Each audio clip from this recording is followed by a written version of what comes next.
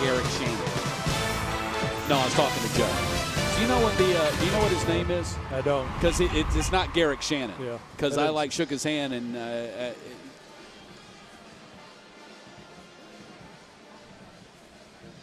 Is it Tom? I think maybe he said Tom Garrick. I think he said Tom Garrick. I only shook 2 of their hands, so I don't know. Yeah, because I said his name. He came up to me and he said his name, and I was like, oh, that's not what they have written down.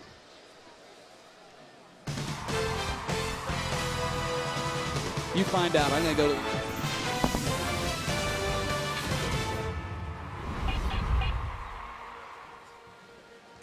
That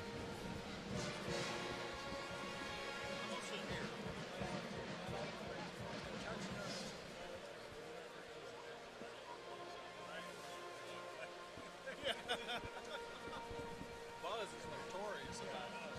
Last second shot. He opened to be rolling. Where's Buzz? Down the aisle. Yeah.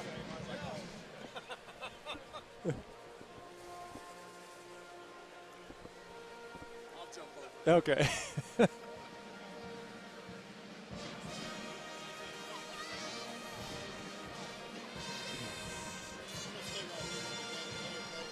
Goodbye, me.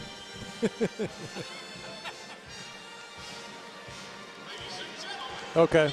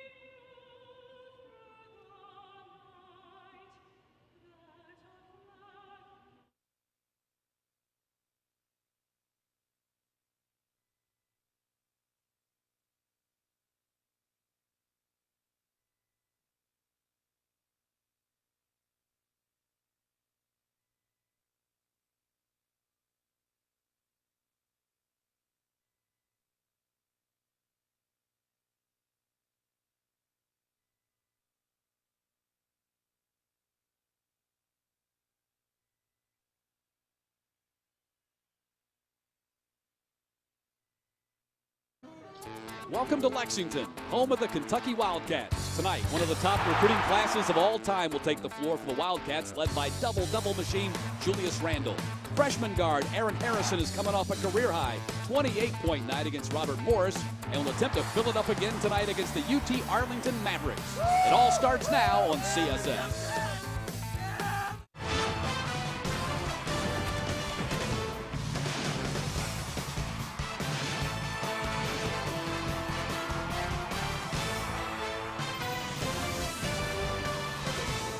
Welcome to Rupp Arena in Lexington, Kentucky, the SEC on CSS, as tonight the UT Arlington Mavericks take on the number 4 Kentucky Wildcats in the Bill Keightley Classic. And good evening, I'm Matt Stewart, joined by legendary Kentucky Wildcat Kyle Macy. And tonight's game, part of the 5-team, 20-game event. We'll talk more about that a little bit later on, but let's focus on Kentucky. Started the season number 1, lost to now number 1 Michigan State, 3-1. What do we know about this Wildcats team that we didn't know when they started the season 11 days ago? Well, first off, Matt, you can put to rest the talk about the 40-0 season. But obviously they're a young squad, they're an inexperienced squad, but they're learning, and the improvement level, they can really take off because they are young, they're learning daily in practice, they're learning with each game, and they're going to be a good squad, but they are very inexperienced. Leads us to our one-on-one tonight. UT Arlington led by Redger Dowell, number 9 scorer in the country, while Kentucky led by Julius Randle, one of the top 4 freshmen in the nation. Yeah, Dowell's an outstanding scorer. He can do it from long range behind the three-point line. He can drive to the basket. He shoots excellent from the free throw line. So the Cats will have to be aware of where he is on the floor at all times. And Julius Randle, he's a double-double machine. Gets his points, gets his rebound, and actually they've kind of changed their offense to get the ball more in his hands, and everything goes through Julius Randle for the Wildcats. It's UT Arlington and number 4 Kentucky. Coach Cal's team, the least experienced team in the country, but maybe also one of the most talented. We'll see if they pass their test tonight. Opening tip is coming up next.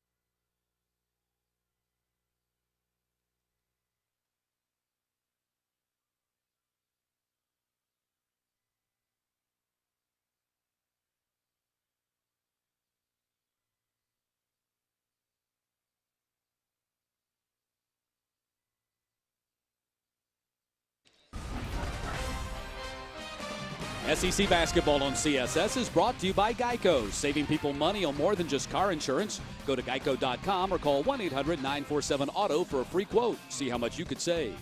And by Bass Pro Shops, Santa's Wonderland. Time passes, hold on to Christmas. And back at Rupp Arena, where we are just about set for the opening tip. UT Arlington taking on number 4 Kentucky Wildcats at 3-1 and the Mavericks at 2-2. Here's a look at the starting lineups for Texas Arlington. Keep an eye on Brandon Edwards. We talked about Redger Dowell, but Brandon Edwards averaging 17.5 points and 11 rebounds per game. And for Kentucky, James Young, Kyle, I'd like to think that they want to get this guy going here tonight, shooting only 25% from behind the three-point line in their first 4 games. He's a much better shooter than that, but kind of has gone through that freshman initiation period where maybe he went dead-legged for a little bit and so kind of lost his form. They've been working a lot this week on that shooting form and more just mentally giving him confidence. Scott Cross, the head coach of Texas Arlington, the second all-time winningest coach in school history. He has led them to 3 of their top 5 winningest seasons. In fact, went up against Coach Cal in the 2008 NCAA tournament when Cal was at Memphis. That's the only time that Calipari and Cross have faced each other in a basketball game. Anthony Jordan, Tim Clockety, and Garrett Shannon are officials working tonight's ball game.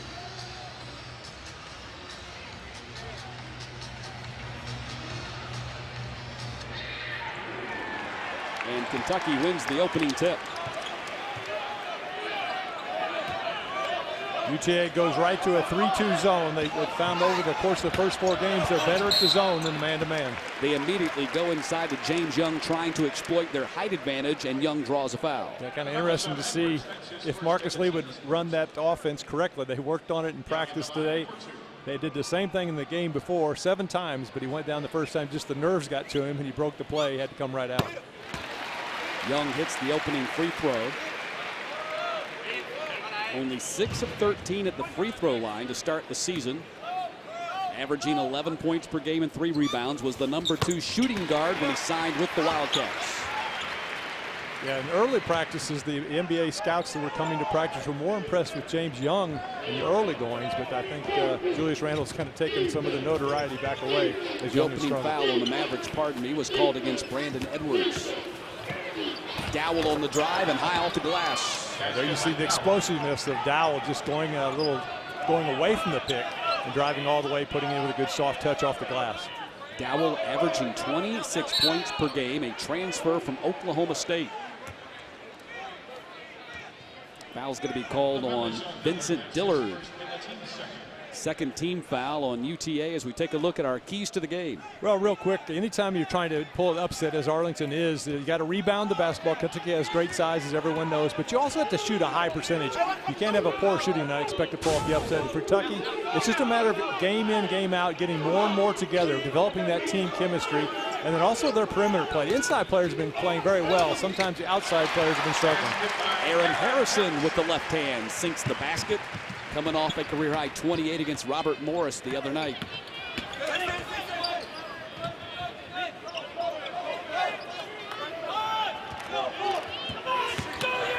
McClanahan on the drive had his shot stuffed by Lee. And it'll be UT Arlington's ball on the baseline. You see Aaron Harrison with the left hand kind of off balance, still enough control to get it in.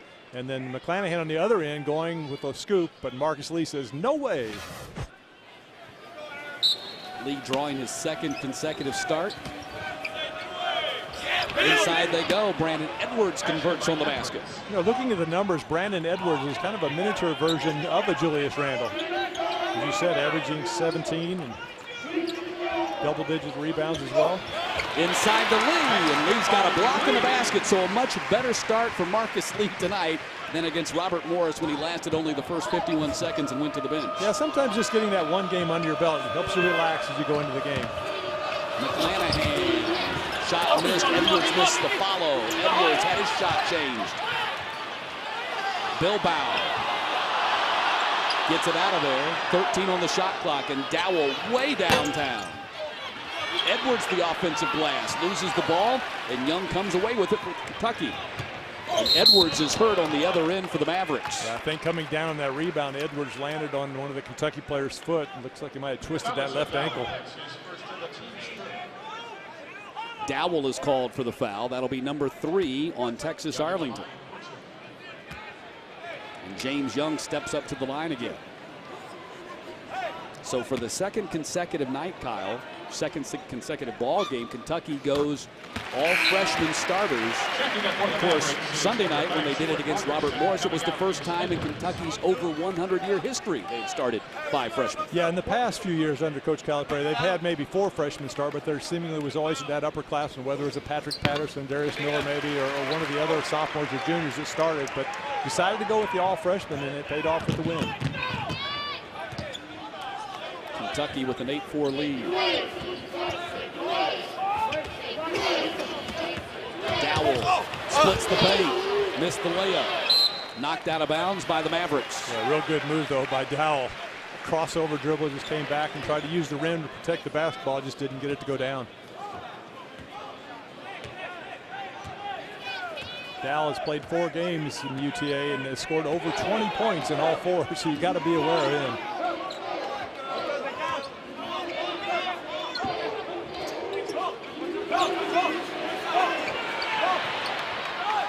Young for 3, nailed it. That's big for the Wildcats. Coach Calipari in practice day talked about they're going to need him, especially in some of the bigger games. He may have a game they'd like to see where he just kind of goes off, maybe makes 5 in a row or 6 3-pointers. He gets that inside-outside balance. Randall with the rebound. Harrison. A lot of contact, no whistle. Bilbao the rebound, and a jump ball's called. And I think that's one area I think we've talked about how the Wildcats can show some improvement. Just kind of not force the issue. There's plenty of time on the shot clock and get your teammates involved. CSS viewers, for those who've tuned in to see the Clemson football replay featuring Georgia Tech and Clemson, it will air immediately following this game.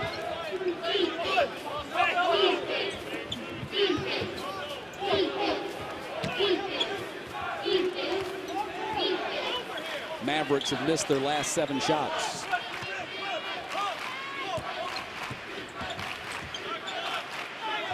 Not near as much movement in the offense as we saw last night in their practice session. Just kind of still getting comfortable with the situation, I think. McClanahan drives, dishes. 2 on the shot clock. Shot clock violation. Kentucky's defense shuts the door on the Mavericks on that possession. Yeah, you got to blame the guards for that, though. You don't want to give it to Bilbo, the big man inside. They're not used to looking up, seeing what's on the clock. Guards, perimeter players need to be aware of that and maybe create some offense by going to the basket. Wildcats with a 7-point lead in the opening 3.5 minutes. Inside to Randall. Slipped out of his hands, got it back, falls down. Ball live for Young, nails another 3. So the hard work by James Young in practice the last 2 days apparently paying off. Yeah, really working on shooting the ball straight, whether it's from the free throw line or out on the field, getting his legs underneath, using the power from the legs, and just get the ball in a straight line to the basket. Young has scored 10 of Kentucky's first 14 points. Dowell, clean lane to the basket, blocked by Cauley Stein, and I believe a foul is going to be called on Kentucky. Timeout in the opening 4.5 minutes, and the Wildcats with a 10-point lead.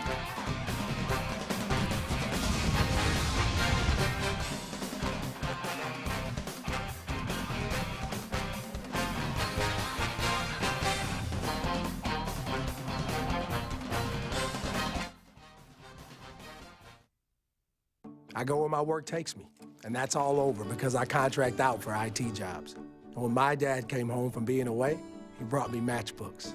I bring my son pens, but Dad could never stay connected like I can, or help out like I can with our day-to-day finances, even deposit money right now when we need it. I love when technology works and helps close the gap between here and home. Regions Mobile Deposit lets you choose immediate funds access and gives you options when you need them. That's smart.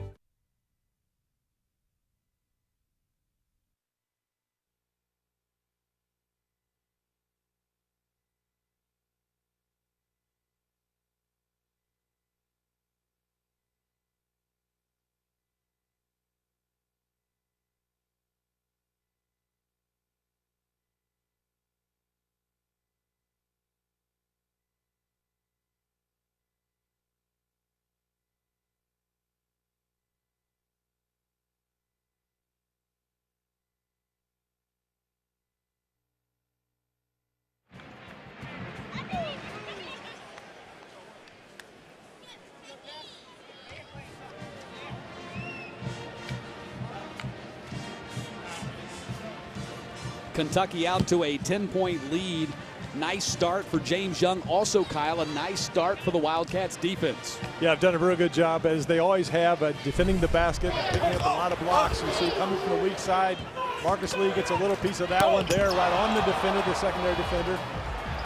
Just scrambling for that loose ball. So very active on the defensive end. Wildcats number 2 in the SEC, averaging 7 blocks per game. And here's a look at John Calipari's recruiting classes.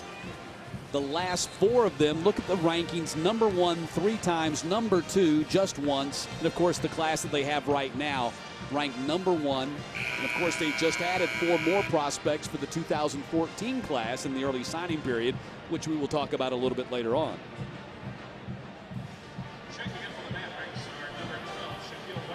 So far, Matt, like you said, very big for the Wildcats that James Young has hit that outside jump shot. What that will do is open up some of the inside play then for Julius Randle and Willie Cauley-Stein down in the low post. For UTA, that man right there Ledger Dow is just going to be a handful for whoever's guarding because he's so quick he can go by, but then if you back off to take away that drive, he's an excellent outside shooter, shooting over 40% behind the three-point line. You see the 26 points per game. He also leads the team, shooting over 41% from behind the three-point line and averaging over 4 threes per game.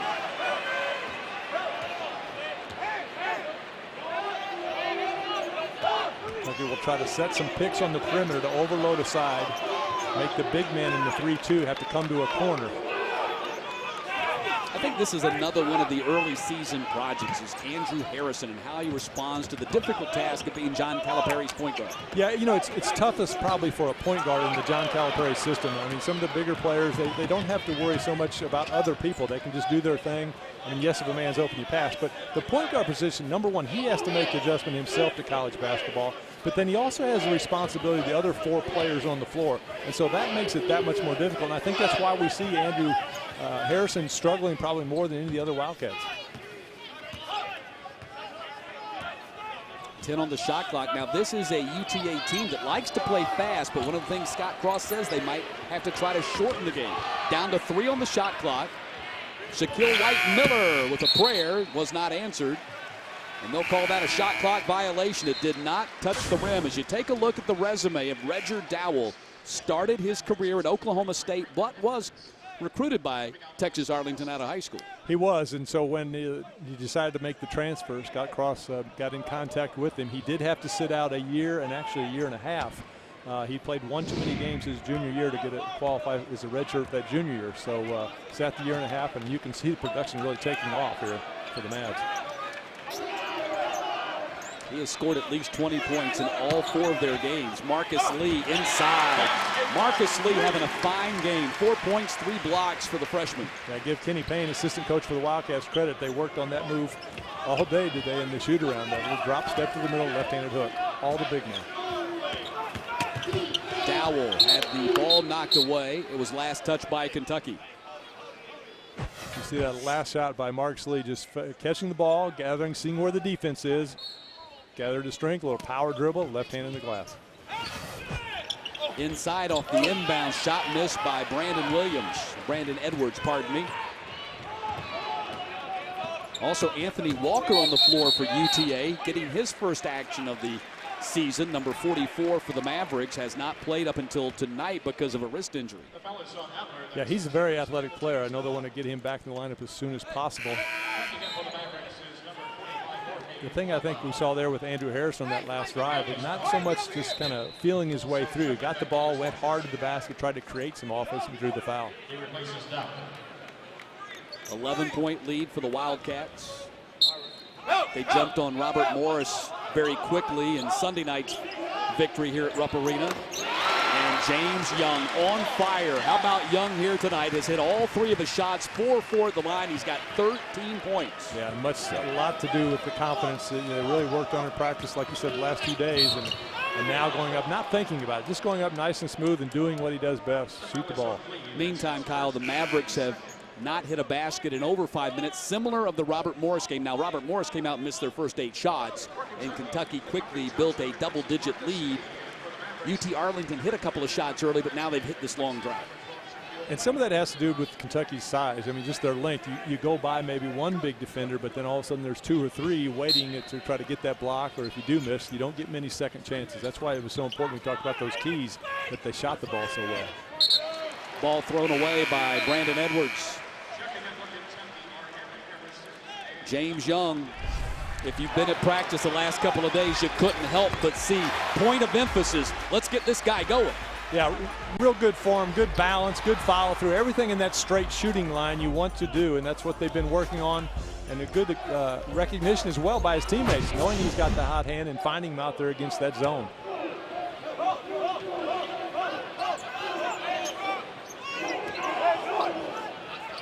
Aaron Harrison barely rippled the net right there.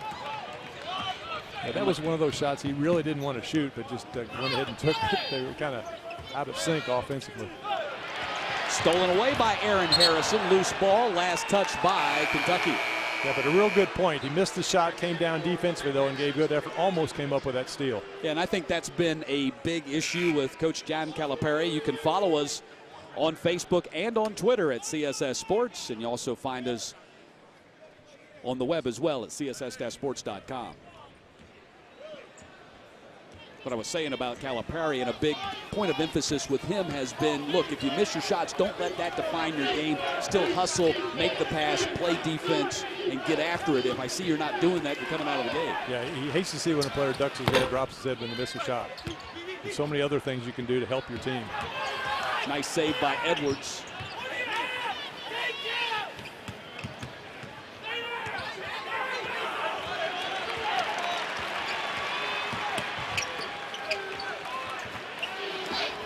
Dillard. That ends a long drought. Three-pointer by Vincent Dillard. They've been happy with Dillard's three-point shooting. He was 4 for 10 coming into the ballgame. Pleasantly surprised, as a matter of fact. Yeah, Dillard gives some extra size along the perimeter. At 6'5", so a little better matchup against some of the bigger guards for Kentucky. Johnson in a double team, passes out of it to Harrison. Poitras will take the shot. And Dillard will grab the rebound.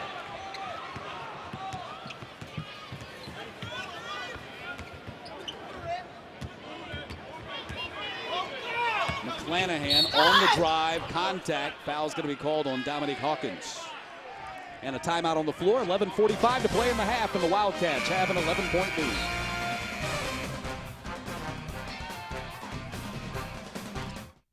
I'm your lucky team, Flag. We've gone through 14 seasons together, but in Flag years, I'm like 130. Now, I'm just holding on by a thread. If you've got cut rate insurance, you could be dealing with this mess yourself. So get Allstate, where agents keep you protected from mayhem like me. Mayhem is everywhere, so get an Allstate agent. Are you in good hands?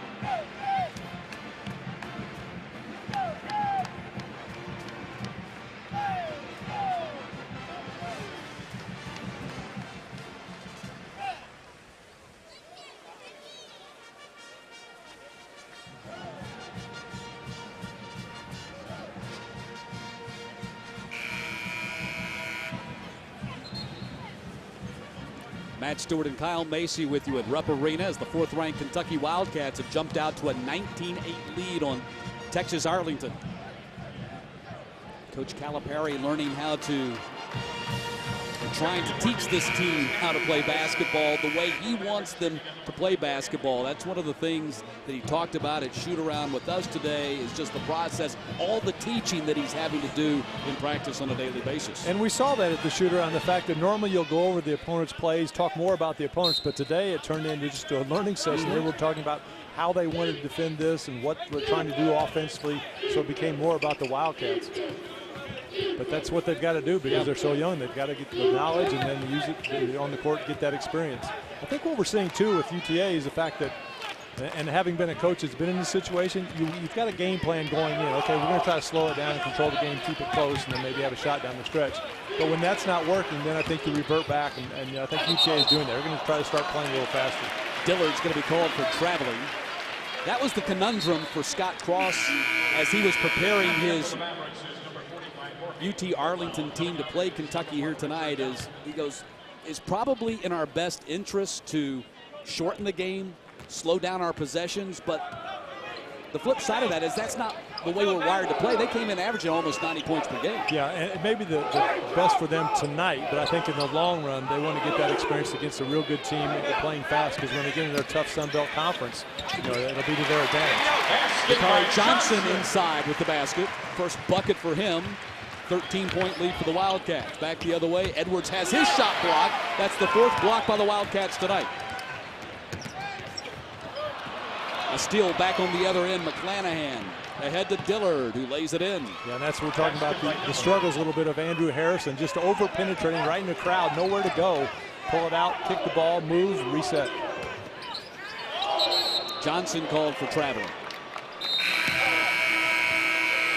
Dakari Johnson, part of that great freshman class, the #1 ranked center in the nation when he signed with the Wildcats. There you saw Coach Calipari talking to Andrew Johnson, hey, pull it back out. If it's not there, you don't need to force it. And you know, that goes for all these players that are so successful in high school, all the ranking systems and everything. The fact that they were the man on their high school team, but now you've got to develop that chemistry and sometimes sacrifice some of the things you feel like you can do, or the fact that they're playing now against players that are similar size. Alley-oop, nicely done as McClanahan feeds it inside to Edwards. I called that lob play, executed perfectly.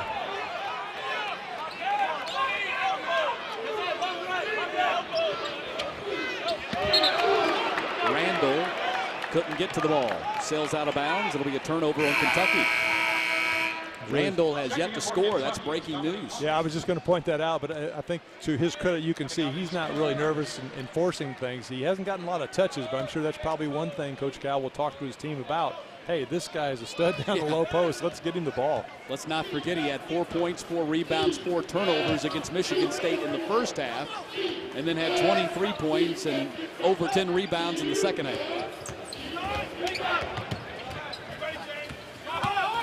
Bilbao on the drive, forces it in there. Nice strong move by the freshman out of Spain. Bilbao's been a pleasant surprise for Scott Cross. He wasn't playing in many minutes the first game, but inserted him in the lineup, and he really brought a lot of energy, and he really liked that. So he's been getting more and more minutes with each game. He's got some good experience. The under-18 club back in Spain, he averaged over 30 points per game. Harrison, dipsy doodle, left it short, saved by UTA. And stolen away by Young, took it away from Dowell, and then Dowell got him with the hands, and that's going to be foul number 2 on Reger Dowell. Yeah, how many times do you see that, just frustration? You make a turnover and you go back the other end to get the foul. But here you see Bilbao's nice drive, moves it to the left hand, uses the body to protect himself from Dakari Johnson, and a little kiss off the glass. 5 team fouls now on the Mavericks.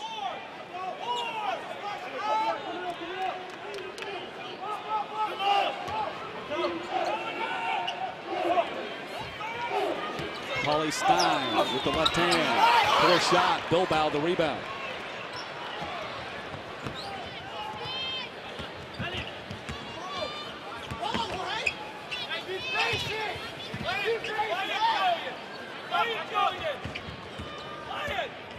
A lot of two-man games, pick and rolls, going to basket, spotting up on the perimeter by the UTA Mavericks.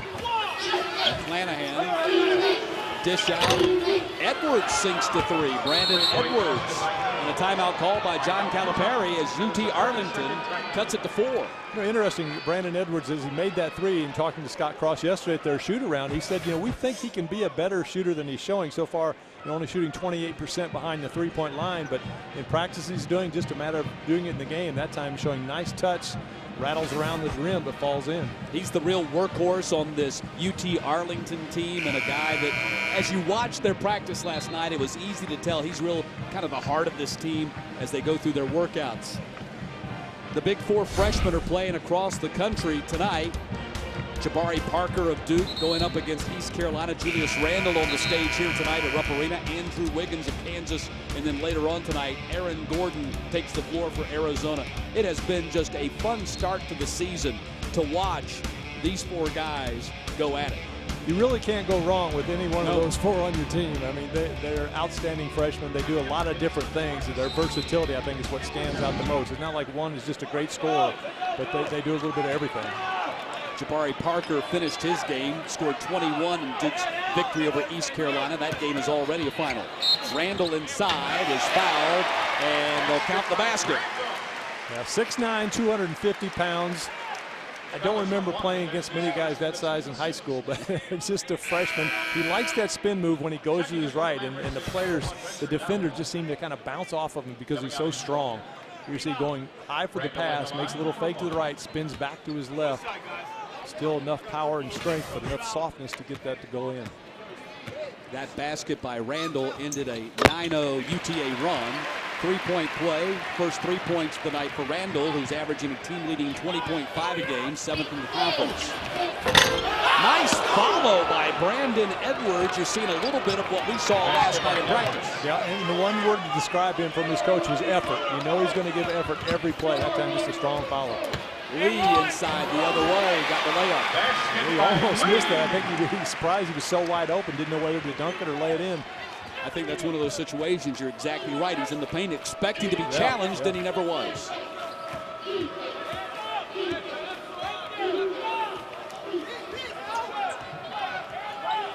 See Julius Randle now guarding Dowell at 6'9", moving his feet, although Dowell's so quick. He gives guards problems, let alone big men trying to guard him. Harrison has the ball knocked out of bounds by McClanahan. It will be Kentucky's ball when we get back, but UTA is back in the ball game. Brandon Edwards hit a three, and then later he had a jam. But Marcus Lee on the other end gets the layup.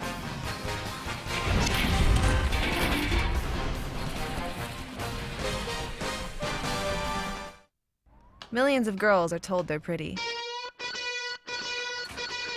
But not many end up becoming a model. Even fewer decide to put their face in front of someone who wants to rearrange it. And now, instead of fighting for a cover shot, I'm fighting for gold.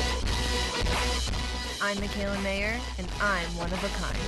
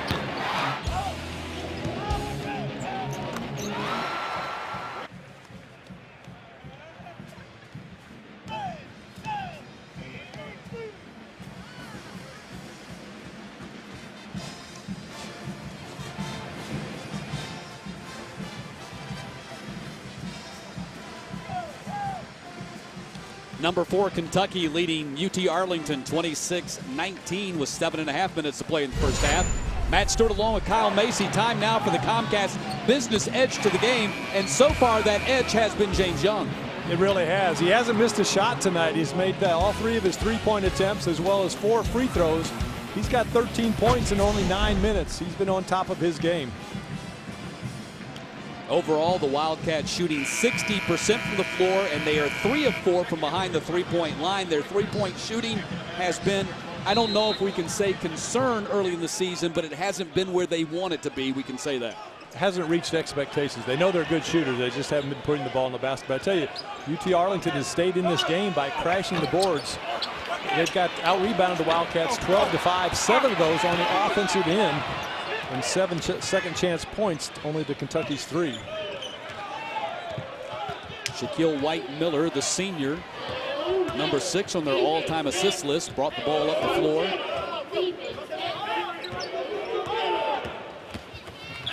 Dillard on the drive. Shot rejected. Dunk missed by Walker. Alley-oop. Dunk not missed by Young.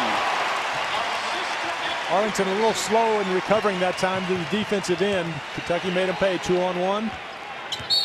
And you'll notice Kentucky never throws the bounce pass to the big men. They just throw it up by the rim. They know they're athletic enough. They can finish. Easier catch. No defense down there trying to deflect the ball out of your hands. And you see just back and forth, get the ball to your point guard. The defense commits. He throws it up high, and Young knows what to do with it. Back on the other end, James Young was called for his first personal foul. Team foul number 4 on Kentucky.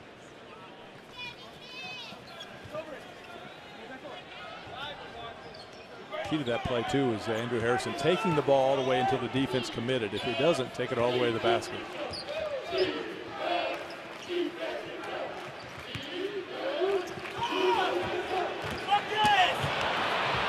Kick out. Edwards buried a 3 on that side after hitting one on the other side. He's got a good looking stroke. He does, and Edwards is playing a fine game here tonight as well. And what the Mavs are able to do now, they're breaking down Kentucky defensively one-on-one, and then it gets a mismatch number-wise and leaves someone open spotting up. Young, that's his first miss of the night. Yeah, didn't have his balance on that shot at all. Meantime, Reggie Dowell has only 3 points here tonight. He's got 6 now, and a timeout called by Coach Cal.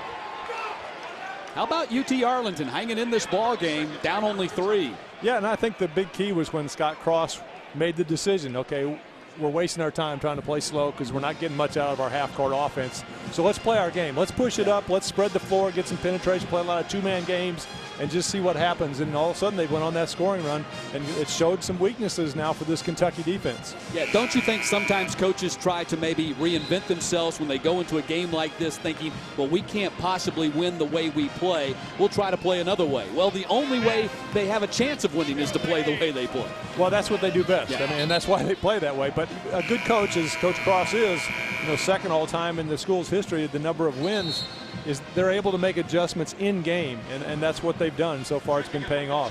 Cross, the only coach in UT Arlington history to take them to consecutive postseason tournaments. They went to the NIT after winning the Southland Conference regular season championship a couple of years ago, and then last year went to the collegeinsider.com tournament. They've been to one NCAA. That was the aforementioned 2008 tournament when they played John Calipari and the Memphis Tigers, and Harrison hits the basket. Yeah, nice setup coming out of the timeout by John Calipari. Team executed very well, got a wide open look for Harrison and knocked it down.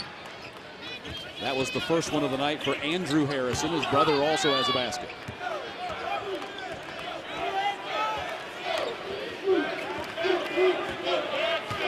Five and a half to play in the half. 5-point lead for number 4 Kentucky. Walker the miss. Kentucky the rebound.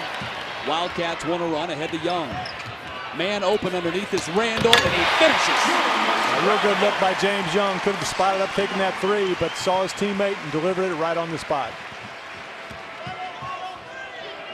Kentucky really wants to push the ball ahead. Keep that constant pressure on the defense.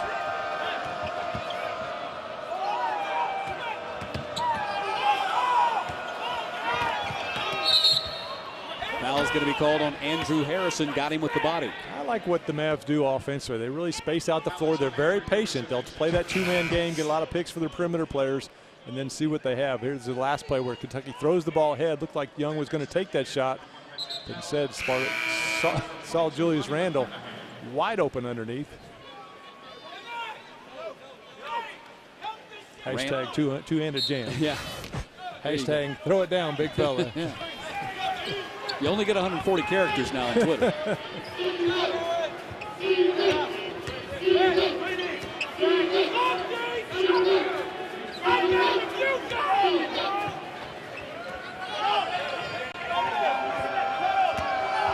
Ledger Dowell off front iron. Willie Cauley-Stein gets the rebound and ahead to Harrison.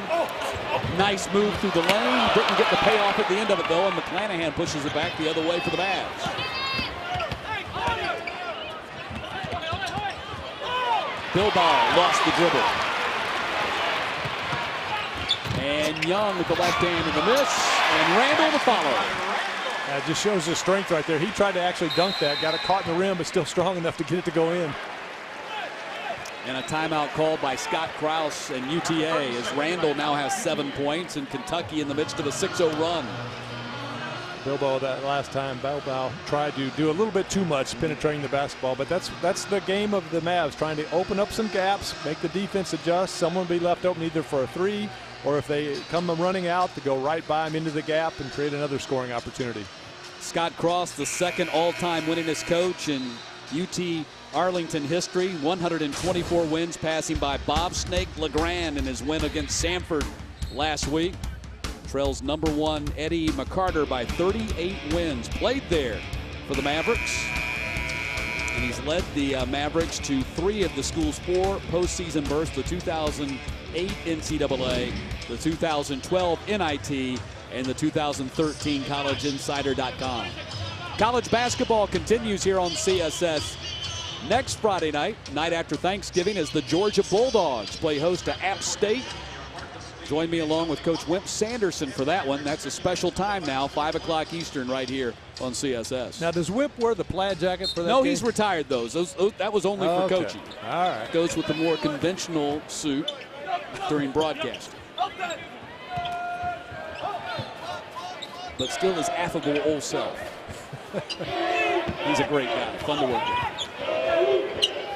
Edwards off back iron. Willie Cauley-Stein the rebound and ahead to Harrison.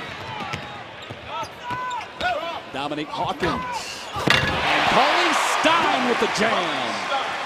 8-0 run, Kentucky. Excuse me, Matt. You got to get a body on the Wildcats. They fly to the offensive board. That time nobody blocked Willie Cauley-Stein. Randall the rebound. Left it on the wing for Harrison.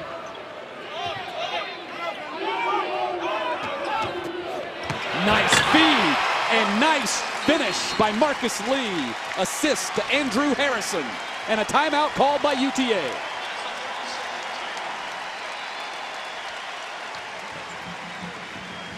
Nicely done by Andrew Harrison. Yeah, just a little fake like he was going to shoot, kind of froze the defense, and Largison, the big man down low, got caught. First Dominic Wilkins on the miss, Willie Cauley-Stein with the two-handed slam, and there you see the tail end of Lee finishing off that excellent pass by Andrew Harrison. So Kentucky has fashioned a 10-0 run over the last 2.5 minutes and turned what had been a 5-point game into a 13-point lead. Actually, 38-25 with 3:17 to play here in the first half. And Andrew Harrison had a few turnovers early in the contest where he was just trying to do too much, doing everything by himself, but now starting to kind of get his teammates involved more, looking for his team. And one thing he'll learn is the fact that if you do that, the more it's going to open up for you. They think, well, he'll never shoot. Now all of a sudden he's going to get some wide open looks. So UTA just a few moments ago, 2.5 minutes ago, down by 3, now down by 13.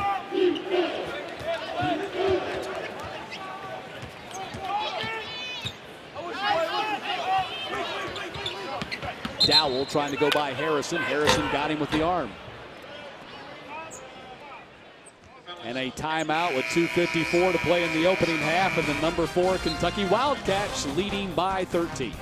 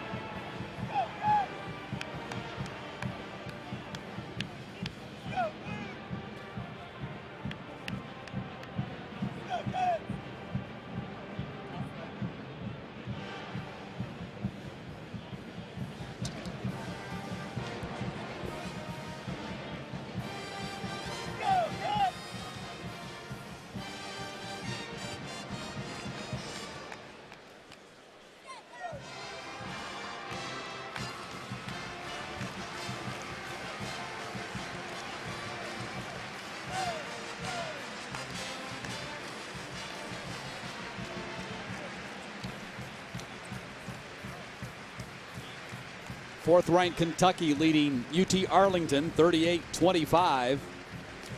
Started all 5 freshmen here tonight. I should say, should not say all 5 freshmen. They have more than 5 freshmen, but they started 5 freshmen tonight, which leads us to the question: is this the top recruiting class of all time? Of course, the Fab Five who played for Michigan, NCAA finalist in 1991, Anthony Davis, and the 2011 Kentucky Wildcats won the national championship in 2012, the back half of that season.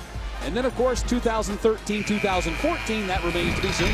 Yeah, and I think that's really how you're going to have to judge. That 2012 championship team with Anthony Davis was very impressive. Not only very talented, but I think the thing that to me stood out the most about that team was the way they were willing to sacrifice for the good of the team. They truly were 5 guys on the floor playing as one instead of maybe sometimes 1 guy playing against 5. Kentucky comes away with the ball. 8 turnovers now for UTA. Kentucky's picked up the defensive tempo a little bit, but also start pounding the ball down inside. 22-12 points in the paint advantage for the Wildcats. Young, second miss of the night. And a foul underneath on the Mavericks. And this one will be on Walker, number 2 on him. See, I think James Young, that shot will be there later in the shot clock. I think you want to get it down low to Randall, see what the defense does, whether they double down or how they play him. He's going to score if they play one-on-one. If they double, then he's going to get even a better look in rhythm where the pass coming right out into the shot, that momentum step. Marcus Lee, one of the record 6 McDonald's All-Americans on this roster for Kentucky. He now has 9 points here tonight, as that foul on UTA was their 7th and puts Kentucky in the bonus.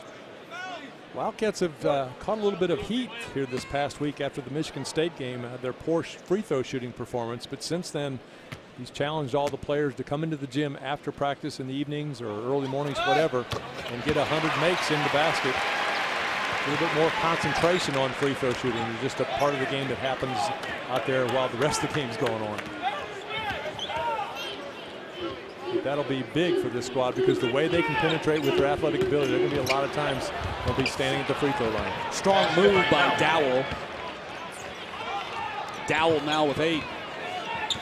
Dowell's exciting. I mean, he can shoot that 3, but man, is he quick going to the basket.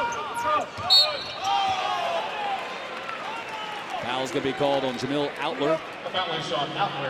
Number 18 foul. Second foul on Outler. That'll put Dominique Hawkins at the line.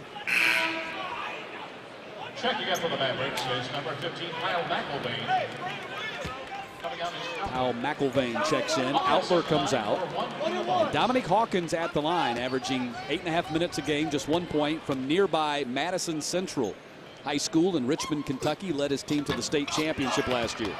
Mr. Basketball in the state last year and hit the game-winning shot in the state championship. Out of all the players on the floor against Robert Morris on Sunday night, he drew the most praise from Coach Cal. Coach Cal really praised him after practice the other day, talked about how he was the only guy who really dug in on defense, was the only guy who sprinted down the floor consistently, played 18 minutes against Robert Morris. Well, and that's what happens if you're a player that hasn't been getting much playing time. You just go and do what the coach tells you to do. You play defense, you hustle, you sprint the floor, like you said, and try to make your teammates better. And that's exactly what Dominique was doing, and that's why he got the time, quality time out on the floor. Foul was called on Randall, so number 1 on him. 17 fouls now on Kentucky, putting Brandon Edwards at the line.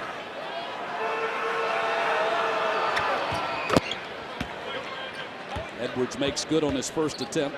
Edwards, a good free throw shooter, too. He's 23 of 30 now on the season. That is over 76%. Yeah, and you saw there on the screen, I'm not really sure what John Calipari's upset about, but Greg Shannon is really getting an earful right there in front of the bench.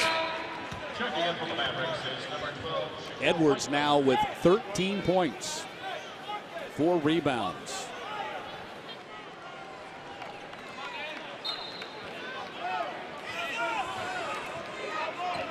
Also playing the point of this 3-2. I was getting ready to say, put the big guy right up on top of the defense. Young missed 3 in a row now after starting 4 for 4. Yeah, but those threes missed, you can really tell a difference from the 3 he made and the 4 that he made, where he had much better balance and everything was committed. Those he's kind of floating to the side, left leg maybe floating up. Brandon Williams with his first basket as UT Arlington cuts it to 9, under 2 minutes to play in the opening half. Williams, very athletic freshman out of Houston, Texas. Long arms, jumps very well, very athletic. I like UT Arlington's chances in the Sun Belt Conference this year. This will be the third different conference in as many years for the Mavericks. Down to 8 on the shot clock. Randall working, battling hard, and the rebound is yanked down by Walker.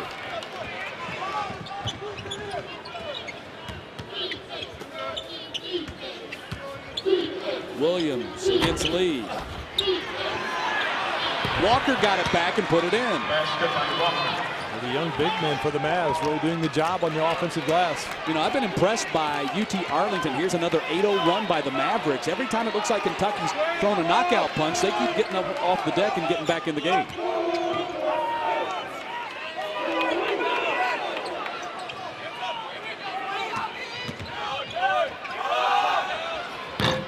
Randall misses the 3.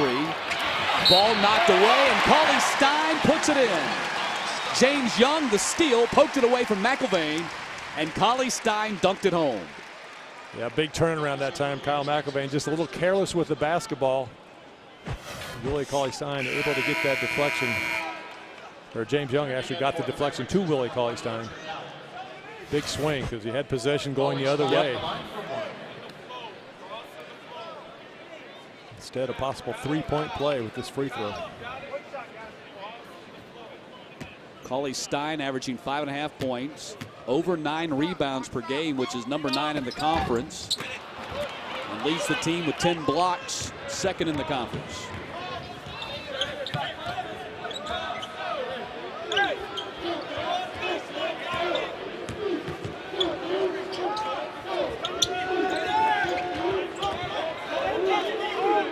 Again, a lot of movement by the Mavs. A lot of two-man games, just being patient, finding the weak defensive player, trying to break him down, get into a gap, and then read what the defense gives you. Difference of 3, shot clock and game clock. And a foul on Dowell. That's going to be number 3 on him, and it comes right before the end of the half.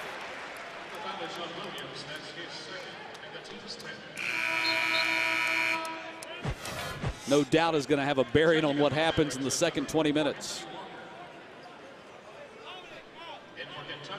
I don't think that was called on Dowell, though, from watching that replay. I was blocked on the play by the official, but I think it was called on the big man.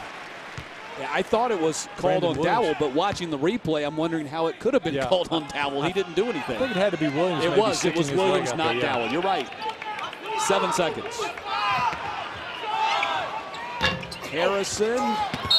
Ball tapped out of bounds by Williams, so Kentucky gets underneath with 1.6, a chance to work on their best inbounds play here. Yeah, it makes you wonder if they've even had any chances to work on it in practice this early in the season with all the freshmen and other things maybe a little bit more important than that out-of-bounds play with only 1.6.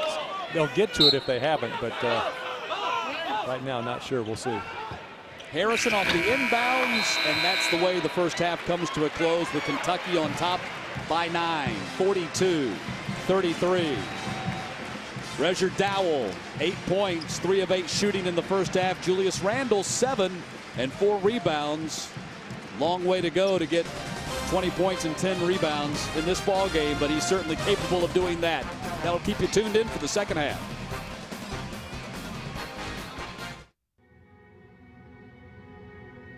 Blue. It's where dreams live, where visions of tomorrow thrive. And for those who dare to live in this space, those who believe they are destined to do something, to make something, to solve something, there's nothing in your way, if you can see it.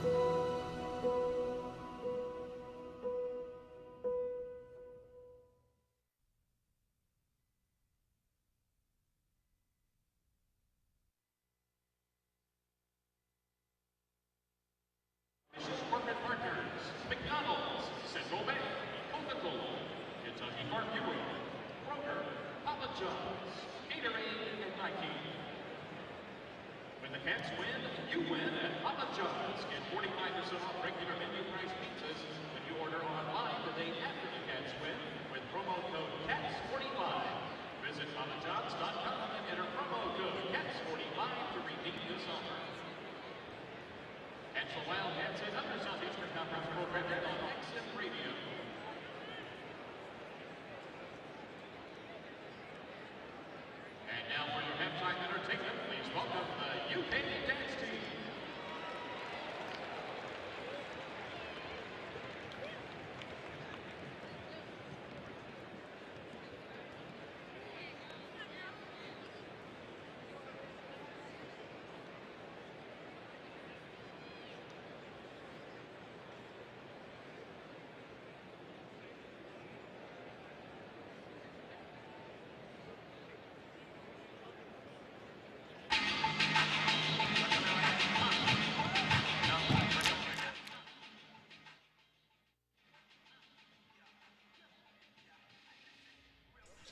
Welcome back. It is halftime at Rupp Arena. You're watching the SEC on CSS. Coach John Calipari in his 5th season here at Kentucky.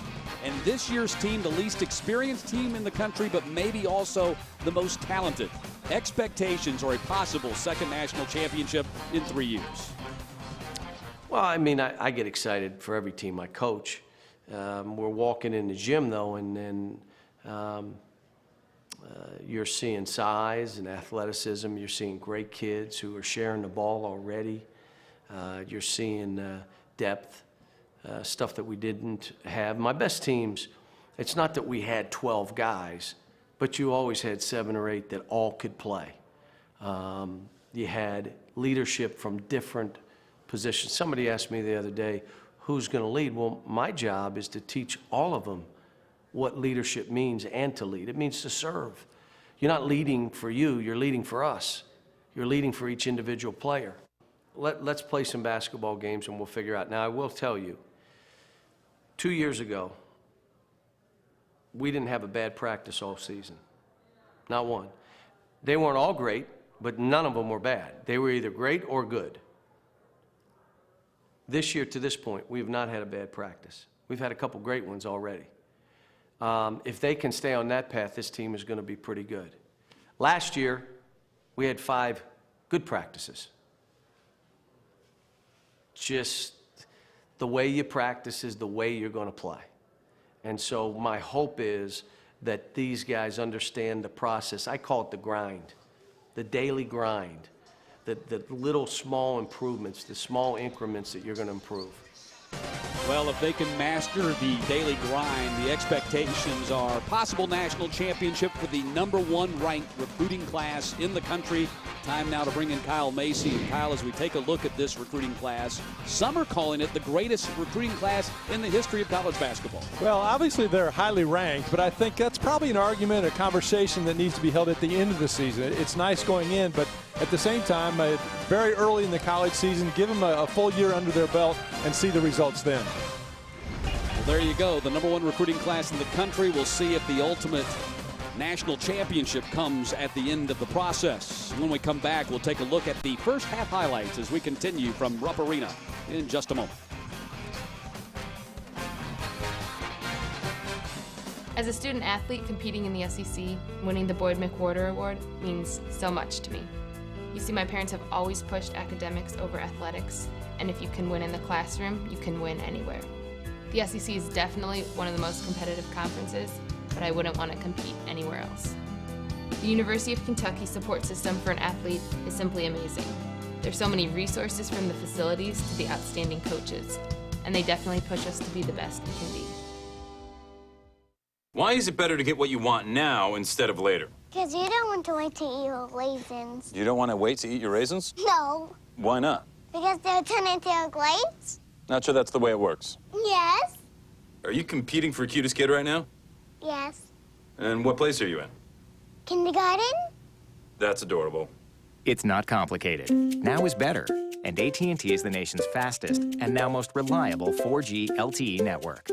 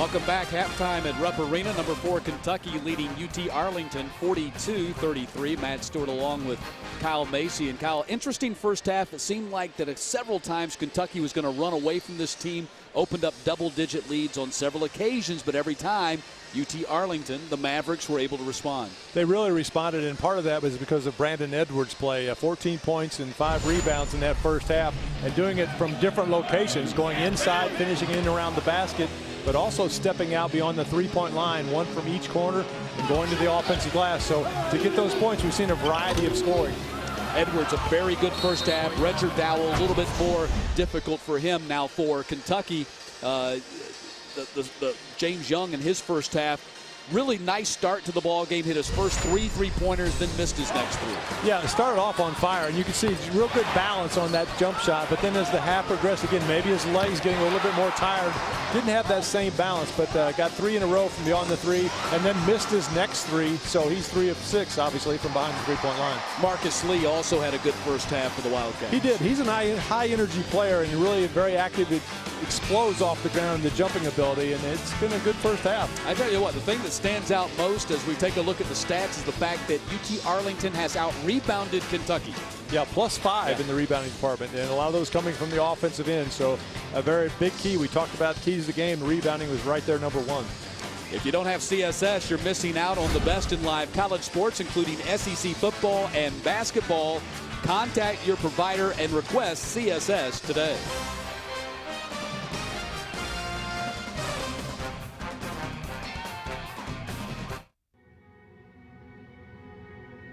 Blue. It's where dreams live, where visions of tomorrow thrive. And for those who dare to live in this space, those who believe they are destined to do something, to make something, to solve something, there's nothing in your way, if you can see it.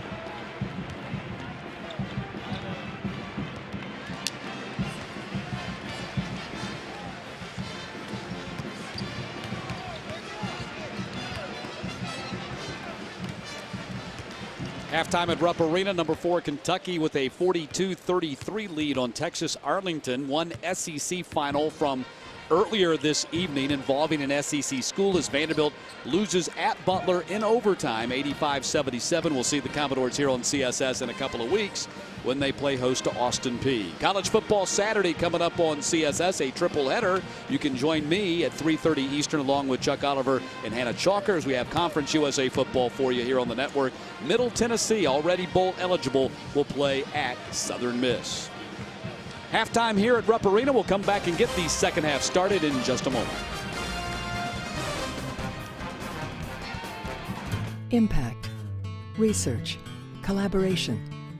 The Southeastern Conference Academic Initiative, providing new opportunities to lead, learn, and compete, honoring the achievements of the SEC faculty, students, and universities, preparing future leaders in higher education. Introducing an SEC University Education to the World. SECU, the academic initiative of the Southeastern Conference.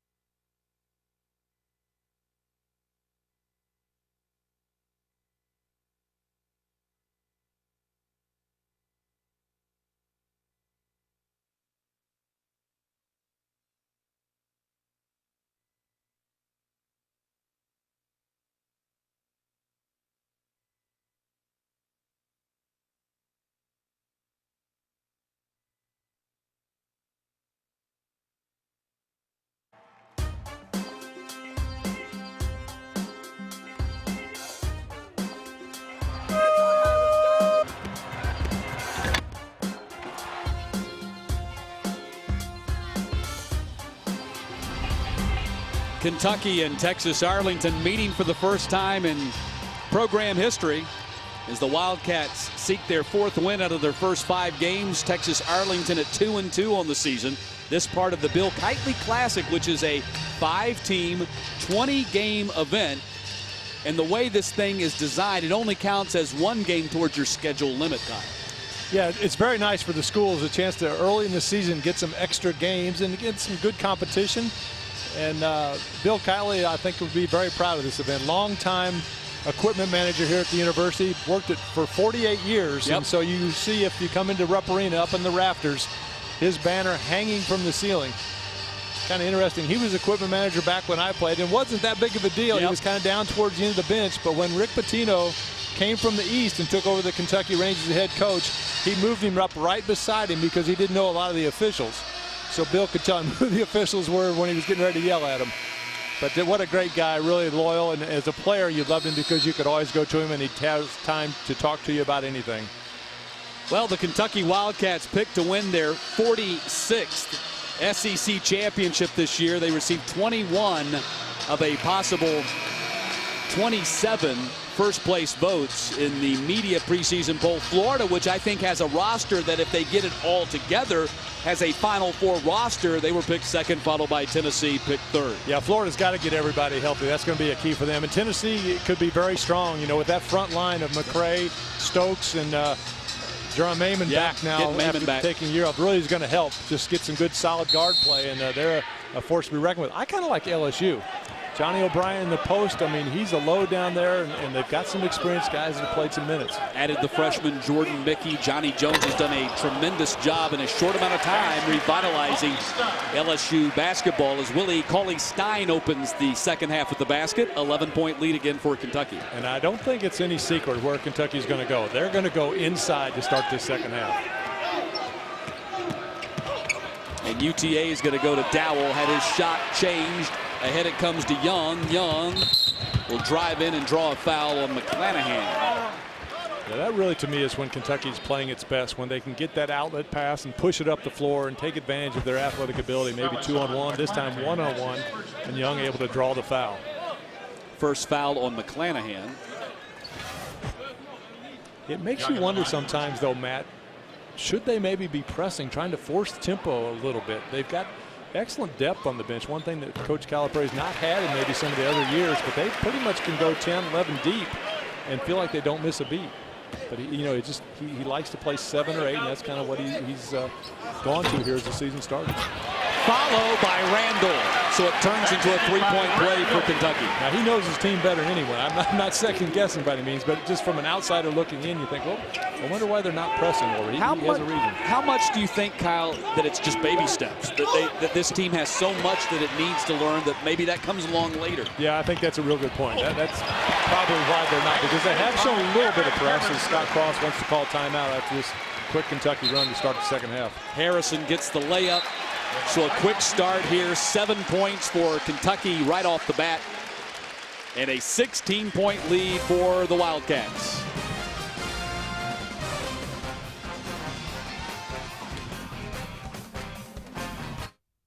The Dr. Pepper SEC Fanfare event welcomes fans of the SEC. Championship action awaits you in Atlanta. Cheer on your team at the pep rallies. Compete in new interactive games and attractions. With the new SEC Football Championship app, you can find information about the championship game, SEC Fanfare, things to do in Atlanta, and much more. Download the free app now and be entered for a chance to win 2 tickets to this year's game. Don't miss SEC Fanfare. Friday, December 6th and Saturday, December 7th. Be there.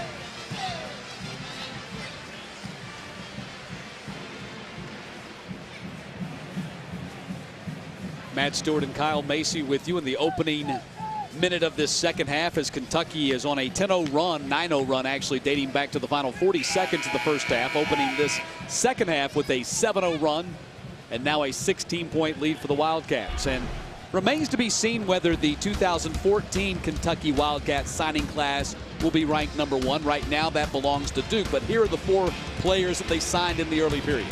Well, another fine class, but if you're Coach Calipari and the staff, you've got to do an excellent job recruiting, because a lot of the players on this team won't be here next year.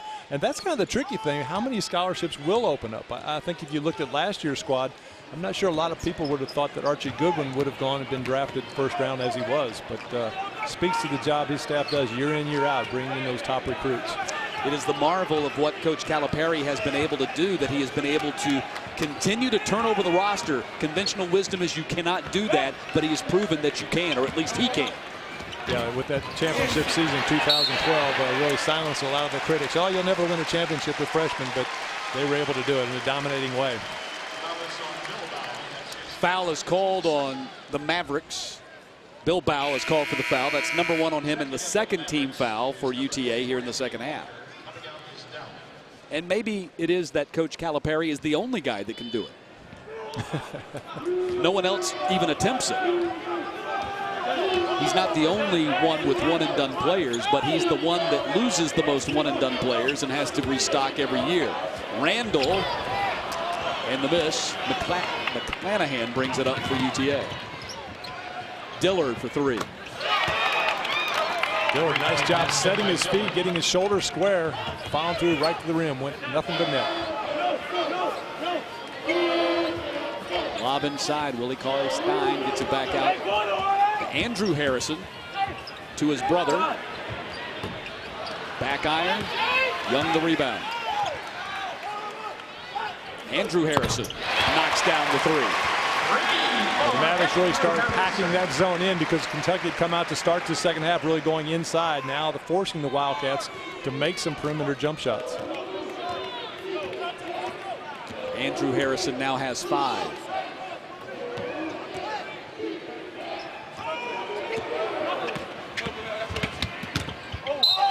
McClanahan dribbles it off his leg.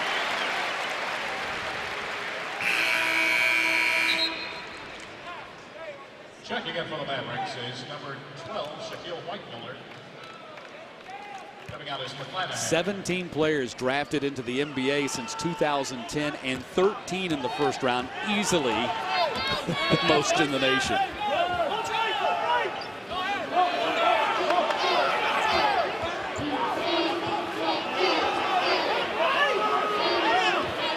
Young starts the second half the way he started the game by knocking down a 3. That's his 4th three-pointer of the game. And again, good balance, got himself set. And it may be something to that. By the end of the first half, his legs may be a little bit fatigued, so he didn't quite have the lift.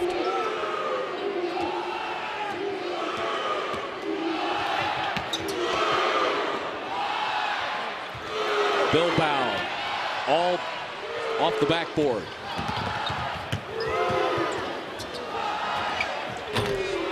Rim out by Aaron Harrison, and a foul is going to be called underneath. And this will be on Bilbao. That'll be number 2 on him. Aaron Harrison coming off that 28-point performance, only 1 of 6 at halftime and missing his first shot here in the second half. You see that last shot. Young just getting his balance, stepping into the shot, and holding that foul through.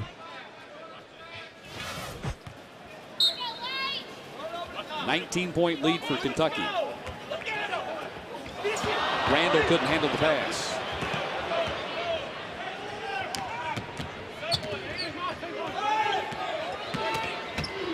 Dowell gets the basket and draws the foul. So a chance at a 3-point play for Redger McDowell. Redger Dowell, I should say. Redger making a good read, a good change in plan. In the first half, going to the basket and going straight to the rim, getting some of those shots blocked and not able to finish. This time, a little shot fake, gets the defense in the air, makes it much easier to finish. Andrew Harrison was called for the foul. That's number 3 on him.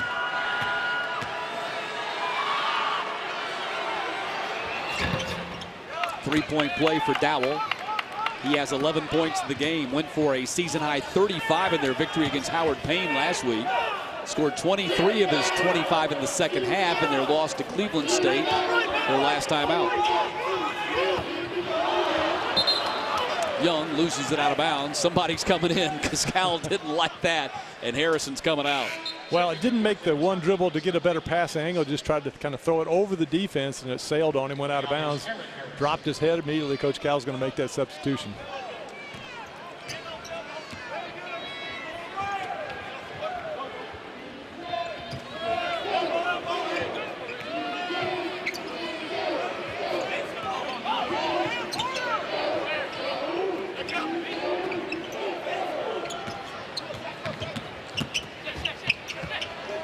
No shot there for Shaquille White-Miller.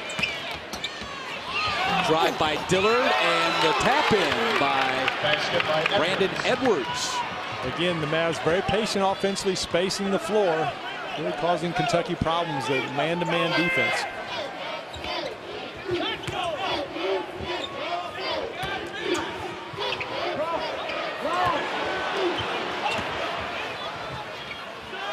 Cauley Stein, baseline jumper, nothing but net. Really, Cauley Stein, 7 foot, stretches out to about 17 feet there, and knocks down that baseline jumper. Back the other way, the three-pointer. Dowell's starting to warm up, inside and out. He can do it both ways. Again, after Kentucky had pushed the lead to nearly 20, UTA comes up with the steal, lost it right back. Jam time. Wildcats got a break there because Andrew Harrison was a little bit careless, almost had the steal for the Mavs, but instead knocked loose. 4-point swing.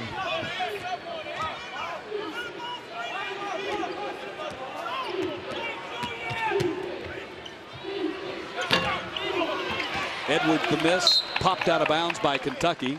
Andrew Harrison touched it last. 14.5 to play. Kentucky's lead 15 here at Rupp Arena.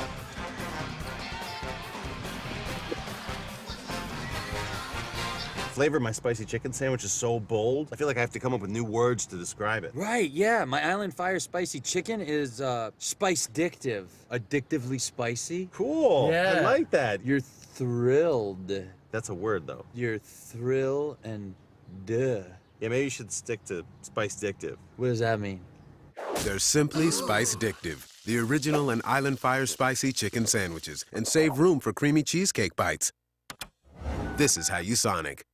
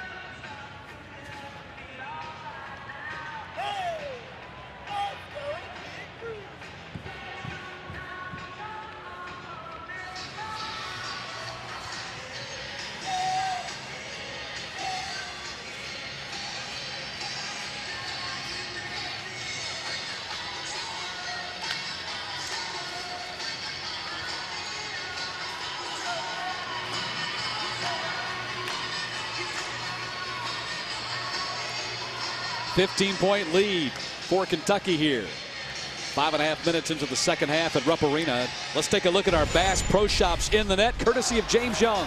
Little 2-on-1 fast break and a nice lob pass from Andrew Harrison to get James Young finishing in the net. James Young with 19 points tonight to lead all scorers. 5 of 9 shooting, 4 of 7 from behind the three-point line, and 5 of 6 at the free throw line. And if you just run the floor sometimes, you'll get some easy baskets. Meantime, Julius Randle, 11 points, 6 rebounds, a little bit less than what we've seen from him in the first 4 games of the season.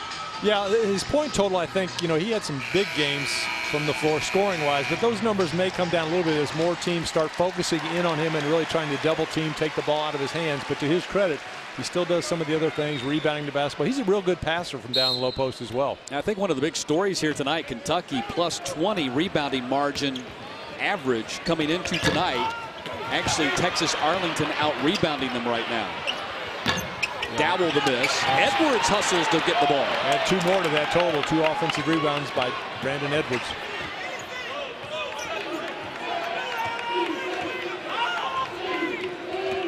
Again, a lot of times rebounding the basketball. You talk about running the floor, rebounding, sometimes just a matter of effort going after the ball. Another block shot for Kentucky. Young fouled on his way to the basket, gets the basket, and he'll go to the line.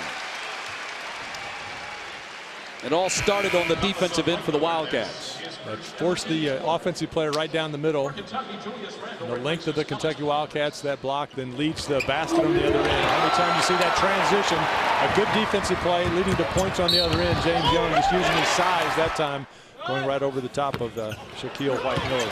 And White-Miller was called for the foul. Cauley Stein gets the miss off the free throw, and UTA comes out after he misses the ball.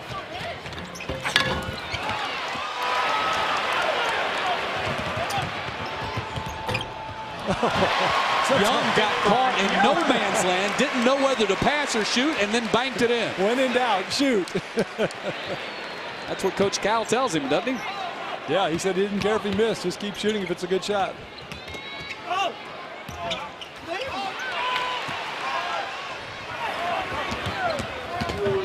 Hawkins. Randle the rebound, and a foul underneath. Yeah, I don't think this is the pace, though, that Scott Cross wants for his Mavs. He wants to play fast, but not just an up-and-down game, because with the superior talent level, it's just going to wear the Mavs down. It'll be to the Wildcats' advantage. 3 fouls now on Outler, 5 team fouls on UTA. Randle at the line, 1 for 1 tonight, now 2 for 2.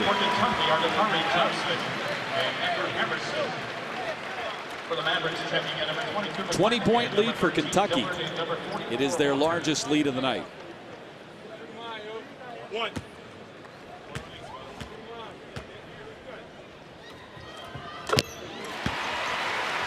Randle now with 13. Here's Randle trying to extend his game as well, knowing that will help him be even a better pro. He's solid down the low post, but early in the season, Coach Cal really trying to make him play maybe a small 3, if you would, in the pro ranks by shooting that outside jump shot. Hawkins is going to be called for the foul. Now that's the enforcement of, it's not the new rules, it's just the rules that were on the books. Hawkins had 2 hands on him. As soon as 2 hands are put on the offensive player by the defensive player, that's a foul. Yeah, more just a new emphasis. So we've seen in the past maybe carrying the basketball as an emphasis, but this year really focusing on that. The officials told sometimes that if you don't call it in November and December, you won't work games in January and February. I like it. I think it really does open up the game, makes it more of a scoring game. People would rather see teams score. It's kind of like baseball. They'd rather see home runs than pitching duels. The thing that I kind of question, though, is I'm a little surprised I haven't seen more zone defenses by teams, because it's really difficult, especially down that low post, because they can't bar in the back of the offensive player. And if you've got a big physical player that can back down, how are you supposed to guard that player? Obviously, you may have to double team, but then it kind of throws everything out of whack. So why not go to a zone of some type, maybe a matchup zone, and make those adjustments? We'll see how the season progresses. Foul called on UTA underneath. Poythress will go to the line. Walker called for his 3rd, and that's team foul number 7, putting Kentucky in the bonus with 12:52 to play. The other thing about that rule, Matt, is the coaches, I think, are really on board with it. It's just a matter of the players having to make that adjustment. You can't do the hand checking, the forearm, stand up on the drives on the perimeter like we've seen. And the coaches in all the practices I've seen have really stressed you got to get your hands off. But there are still some hard-headed players out there haven't given in yet. I don't know if it's hard-headed. It's just old habits hard to break. Right. It's like they know they're not supposed to do that, but then they get into that defensive stance. They're used to putting that hand on the player to kind of, check them and make sure they have the right spacing, and then the foul's called. Well, it's much easier to try to defend a player if you can make contact. Sure. The old hand check days in the NBA, you can really kind of control that perimeter player. But I like it, though, now with taking that off. Kind of way the game was invented, to get that offensive movement, allow that freedom of movement.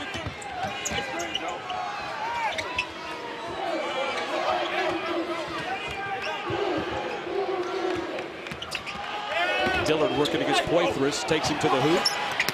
Off the top of the backboard, Randall comes away with it. Harrison right back up with it. Johnson with the basket.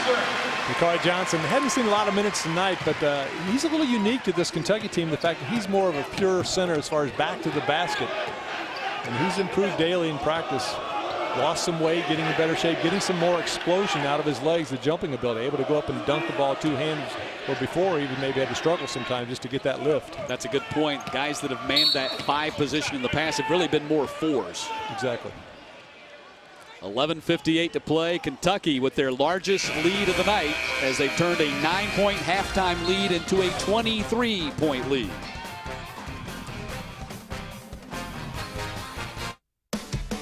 It's Macy's biggest one-day sale Wednesday. Get the lowest prices of the season with amazing deals of the day all day long. Take an extra 50% off clearance sportswear. Clearance handbags and wallets, buy one, get one free. Kenneth Cole Reaction suits and sport coats, buy one, get 2 free. Save 30 to 50% plus an extra 30% on all fine jewelry. And Martha Stewart Collector's 6-quart enamel cast iron casseroles, $49.99. Macy's biggest one-day sale Wednesday. Don't miss it.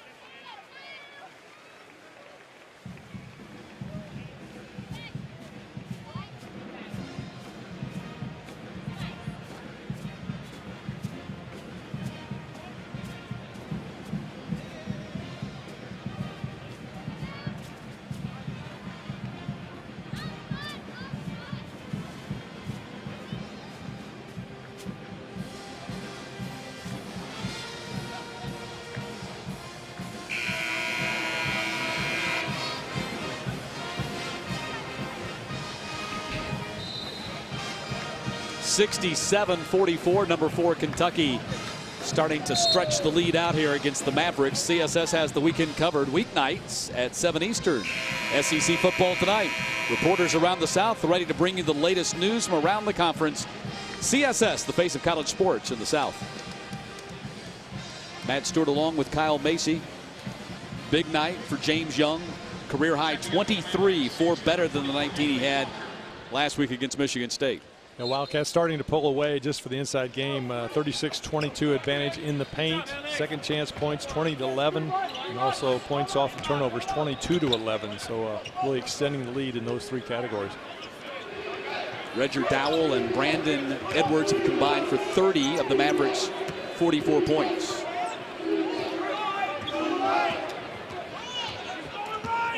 McClanahan the drive, the miss. Johnson the rebound, outlet to Harrison. To the other Harrison. And Aaron Harrison fouled on his shot. Will go to the line for 2.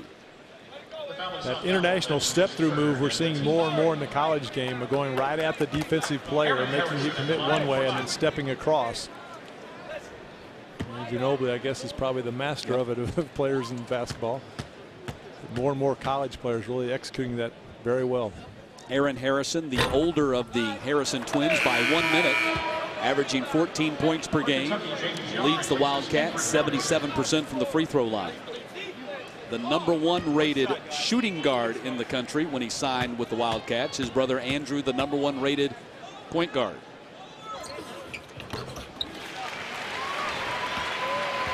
A 11-0 run for Kentucky now as the lead has opened to 24.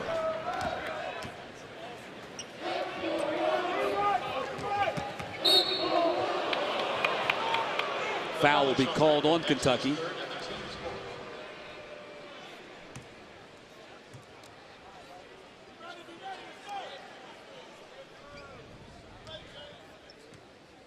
Randall picks up his third. 4 team fouls now on the Mavericks. Clanahan shot blocked by Randall. That's just not going to work tonight. Harrison tried to pass back into the lane, turns into a turnover. Dillard fouled on the layup, and he'll go to the line for 2. Young will be called for the foul. Now we're going to take a look at this block here by Julius Randle, but on the other end, it really led to a fast break by the Cats. On the other end, though, Aaron Harrison kind of over-penetrated, yeah, he did. And James Young didn't rotate back, and that allowed the Mavericks then to come down the floor and get that drive to the basket to draw the foul. That happened a lot in the Michigan State game. If the point guard goes to the basket, somebody's got to cover back and set the defense on the other end. 7 blocks now for Kentucky tonight. Yeah, again, just talking about things that they'll get better at. And just again, maybe playing, instead of playing a 3 like in high school, now playing a 2. He moved over to that position, not understanding it's his responsibility, the 2-man, that time James Young, to sprint back and start the defense. Foul will be called on Dakari Johnson. #1 on him. Funny today, Coach Cal in the shoot-around afterwards talking with us gave the story about how the players come out and say, I didn't hold. And he says, hey, look, you know I watch film, and I'm going to see it if you – they say, okay, well, maybe I did.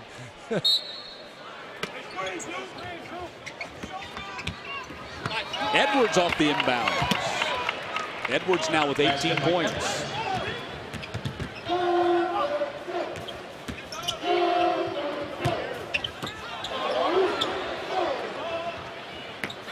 Nice ball movement. Randall will go to the line. Yeah, and that's the play I'm talking about right there. He gets the ball in the low post, and he's so physical, he can just back that defender down and takes him all the way under the basket.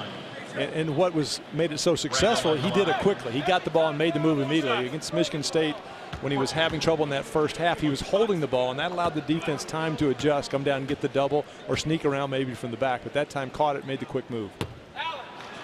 Randall with a double-double in the first 4 games of his career. Just the 5th Kentucky player ever to do that, and the first since Reggie Hansen back in 1989. He's 1 rebound shy of a 5th consecutive double-double here tonight. 13 points, now 14 points and 9 rebounds. And with 10:49 still to play, I think there's probably a pretty good chance he's going to get it. Dowell had a long open look, hit the back iron.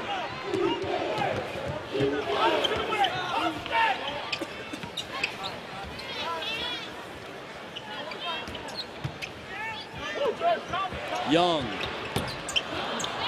Rebound. Bilbao gets it to White Miller.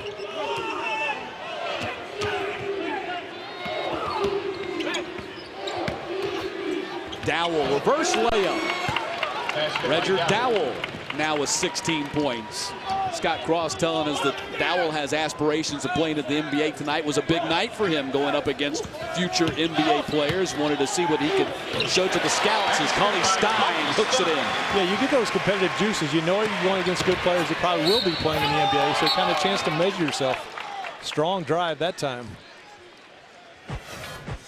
So Dillard will be going to the line. He should take a look at the replay on the Dowell reverse. Kind of a change of speed there. Acts like he's going up, hesitation there, and then goes on by. Nice use of the basket to protect the ball from the defender. 7 team fouls now on Kentucky, putting UT Arlington in the bonus. Dillard averages 10 a night. He's got 9 here tonight.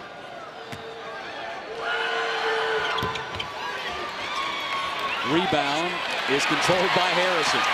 Andrew Harrison battled 2 Mavericks for the ball and won it. Randall puts it on the floor, takes it to the glass, gets the basket, was fouled, and he'll go to the line for a chance at the old-fashioned three-point play.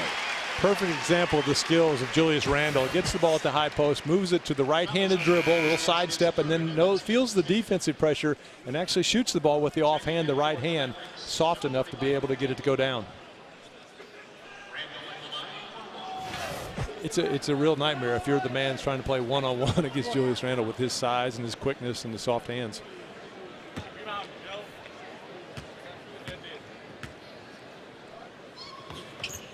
th point for Randall.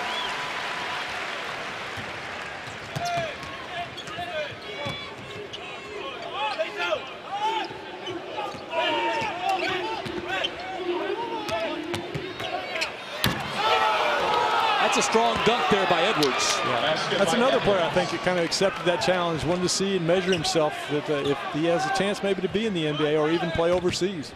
Edwards now has 18 points tonight and 9 rebounds. Solid performance by the senior here against Kentucky.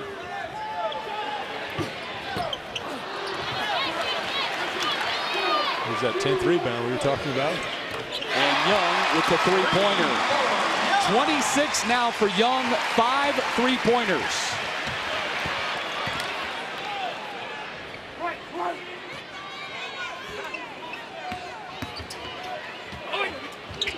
Inside Edwards, shot rejected by Cauley Stein, but a foul called on him. Yeah, a little late, but I think it was the right call. Looked like Cauley Stein got Edwards on the arm as he went to put that one in the basket. Better late than never, I guess.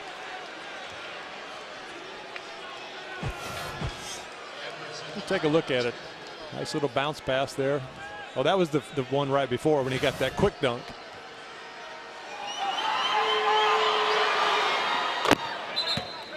Edwards showing good touch as well. Yeah, I'm really impressed with his game. 20 points now for Edwards tonight. You're right, he shows a lot of ability. Number one, he hustles. He plays with a lot of heart, which you have to appreciate. He can dunk with authority inside. He can battle with the rebound. And he can also hit the three-point shot, and he's not a bad free throw shooter. In fact, he's a very good free throw shooter. Yeah, and at that size, I would say definitely he'll get a look from someone. Yep. I mean, you can't measure a guy's heart, but when he shows it to you like that every game, every possession, you really have to be impressed. 22-point lead for Kentucky, under 9 minutes to play here at Rupp Arena. Randall. And this is going to be a problem for every team that faces Kentucky this season when the Wildcats decide to go to the post, give the ball to Randall. Who's going to stop him? Well, and that decision was made from the coaching staff of that second half of the Michigan State game. What they were doing with their dribble drive, perimeter play, really wasn't working. So they had the ball go through Julius Randle on every possession.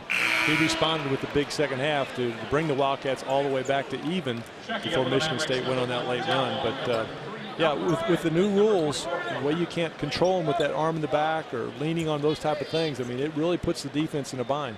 And if he can make that catch and spin and make the move quickly before the defense can react, I don't know how you defend it. You almost have to go zone. That's one area, too, the Cats will spend a lot of time, like I said in that first half, at the free throw line because they do attack the basket so well. Not just Julius Randle, but all the players. Kentucky a collective 13 of 22 at the free throw line tonight.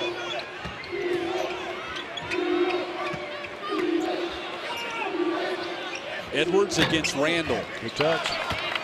Caught the ball, felt the pressure, faced up, and just played one-on-one. Nice. I mean, whoever you're pulling for tonight, you've got to appreciate that kid's game. Inside Randall. And of course you appreciate that too. That was a nice pass. Yeah, Randall was left open. Willie Cauley-Stein, by the way, has a double-double tonight, 10 points and 10 rebounds. But just picked up another foul. And that'll be number 3 on him with 7:54 to play in Kentucky leading by 23.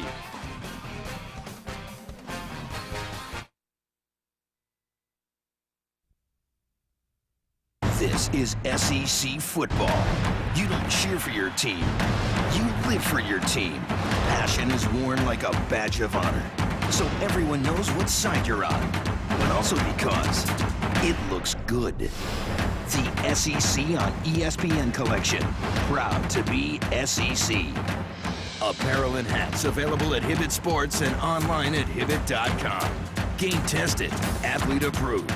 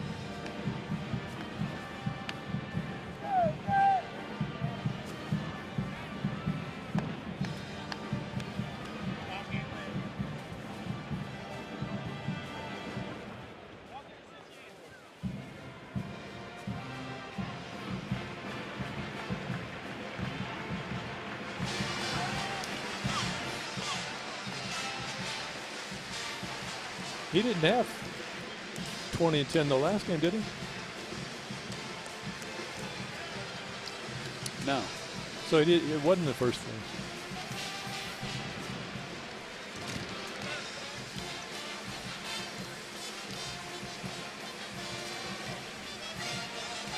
'80-57, number 4 Kentucky in command here at Rupp Arena. Matt Stewart along with Kyle Macy. Julius Randle now with 20 points and 10 rebounds tonight. You see his place in recent history. And the young men who went on to win the Freshman of the Year, is that what lies ahead for Julius Randle? Well, that's pretty good company right there. Michael Beasley, outstanding career at Kansas State. Everybody knows what Carmelo Anthony is still doing with the New York Knicks. So long way to go in the season, but he's had a real good start. Coach Cal says in regard to Julius Randle, he knows that he doesn't have to score 25 points to have a good game. His esteem and worth on the basketball court, he understands, is not tied to points per game. But Cal says we need him to score 25 points per game. Well, he has a real good basketball IQ. And we saw tonight, you know, he didn't start out scoring the ball in the first portion of the game, but didn't panic, just took his time, let the game kind of come to him. Yeah, I thought that was the most impressive part of his performance against Michigan State last week, is the fact that he did not panic, and that when he was called upon in that second half to carry the team, he was more than willing and able to do it. He's very confident. I mean, he understands and he knows his game. He knows he has a lot of ability. Andrew Harrison on the drive, the tap attempt by Poitras. Harrison stays with it, ends up on the deck, and a foul is called. Poitras might have got a little help there on that leap towards the offensive board. Looked like he kind of used the left arm to push up. Dowell called for his 4th foul. Puts Andrew Harrison at the line. Averaging 10 points per game, a team leading 3 assists per game. And more minutes than anybody per game. Well, and again, as the point guard in the John Calipari system, it demands a little bit more than any of the other positions. The good thing, too, you like to see from Andrew Harrison, he missed that one, but he was shooting 75% coming into the game, and your point guard is going to have the ball in his hands a lot late in the game. You like to be able to make those free throws.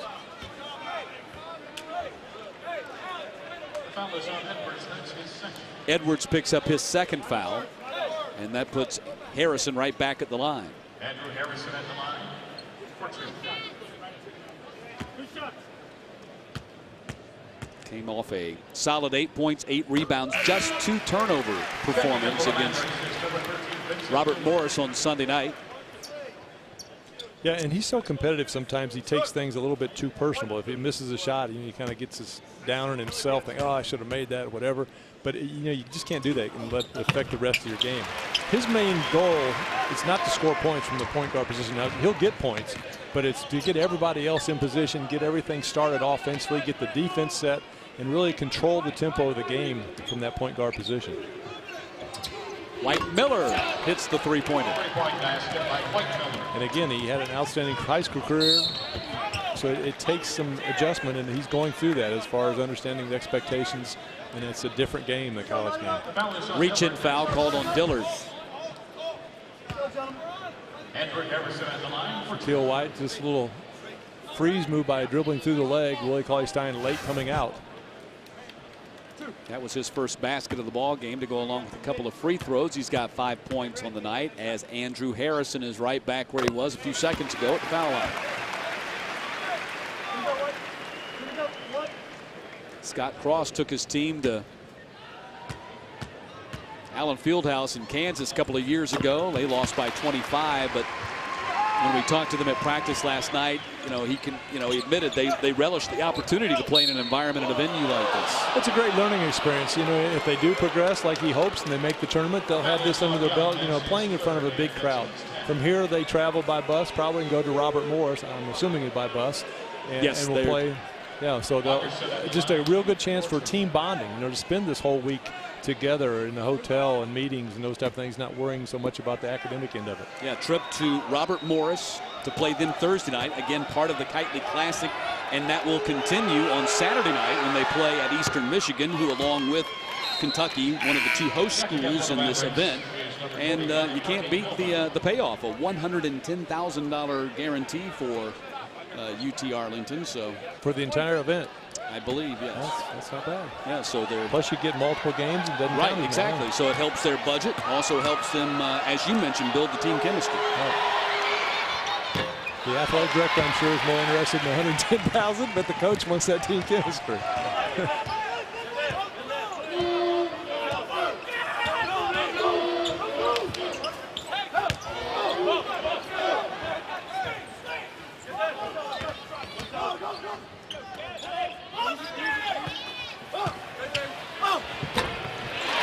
Stein with his 12th point. Yeah, real nice possession that time by Andrew Harrison, though. Just running the show. Took it to one side, nothing there. Didn't panic and over-penetrate. Took it back to the other side, and then a nice post feed. Cauley-Stein, 6 of 8 from the floor. We already mentioned the 10 rebounds to give him a double-double. Real solid night for him. Yeah, he's known in the past more for the defense and rebounding, but as you see, starting to create a little bit of offensive abilities. That left hand will drop step to the middle. Poythress was called for the foul. Puts Shaquille White-Miller at the line. Checking up for the Mavericks is number 44, Anthony Walker.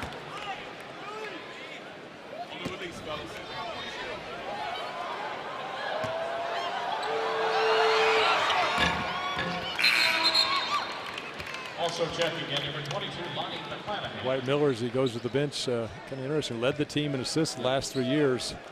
But right now, McClanahan is actually leading the team. He's 5 behind. But yeah, McClanahan's kind of taken over the starting point guard duties from Shaquille White-Miller. Lob inside for Cauley-Stein, and a foul is going to be called on Bilbao, I believe.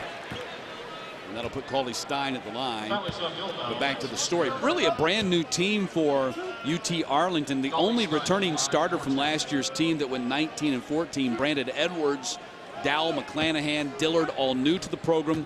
Lagerson, who's been on the floor sparingly here tonight, but has been a starter prior to tonight, redshirted last year. So they lost 4 starters, and they also lost their 6th man, Greg Gainey, who has a torn hip labrum, and they're hoping that he'll be able to pick up a medical redshirt. Yeah, and they've got a couple other guys that are sitting out this year, redshirt. Johnny Hill in particular, 6'1", that transferred from Illinois State. They're really high on him. And I think it speaks to the leadership of Brandon Edwards, the way he's, even though he didn't even average double-figure points last year, he's made a big jump in his game and provided a lot of leadership to all the new faces. Whip-out pass by Dowell, and right back to Edwards by McClanahan, and a foul is called. Great ball movement by UTA right there. Yeah, I think they're going to be strong in the Sun Belt. I like their chances there, and I found it rather surprising. Maybe it's perhaps they're new to the conference. They were picked 7th in the preseason poll in that conference. I think they got a lot better pieces than 7th. Yeah, I'm sure the coaches that picked maybe hadn't seen some of the new players that were sitting out, didn't really know the roster. I personally think there shouldn't be any rankings done until January after you've had a chance to see all the teams. But then what would we be talking about exactly. in November? I know. But that Sun Belt is a very good conference, very good basketball played. Western Kentucky picked to win it. Of course, Kentucky fans very familiar with the Hilltoppers, and South Alabama picked to finish second in that conference, but Texas Arlington played in their third conference in as many years. They played in the Southland 2 years ago, won the regular season championship. After 46 years in the Southland, they moved to the WAC 1 year. Of course, the WAC is no more, and now they're in the Sun Belt. Yeah, that's difficult, too, from the coach's standpoint, the fact that you don't really have the scouting reports build up over the years, the tendencies of what the teams are used to playing in your conference every year. So it's something new for the first few years, kind of getting used to the travel situations, the teams, what their preferences are, the coaching style, and those type of things. But Scott Cross, being a two-time academic All-American there at UT Arlington, I'm sure he'll be able to handle it. He was able to master it. Yeah. Yes. 22-point lead for Kentucky.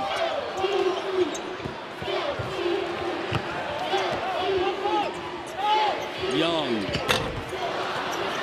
Johnson the rebound. Missed the putback. Stays with it. Got the second shot to fall.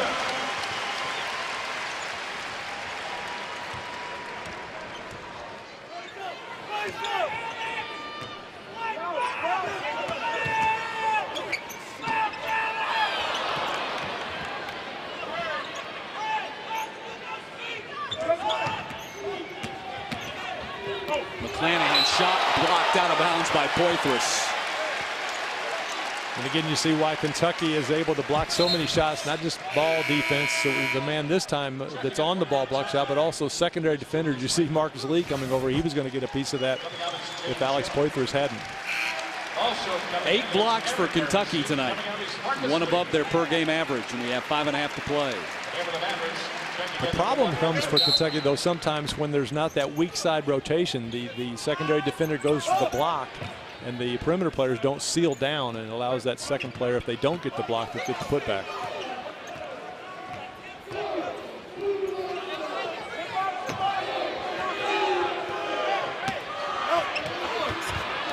Dowell with the layup.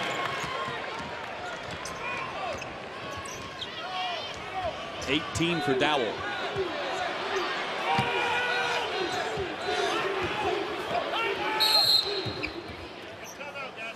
Timeout call by John Calipari. An icy stare for Poitras as he walks across the floor. Yeah, it's going to be one of those teaching timeouts. Didn't like the way they handled that trap in the half-court press.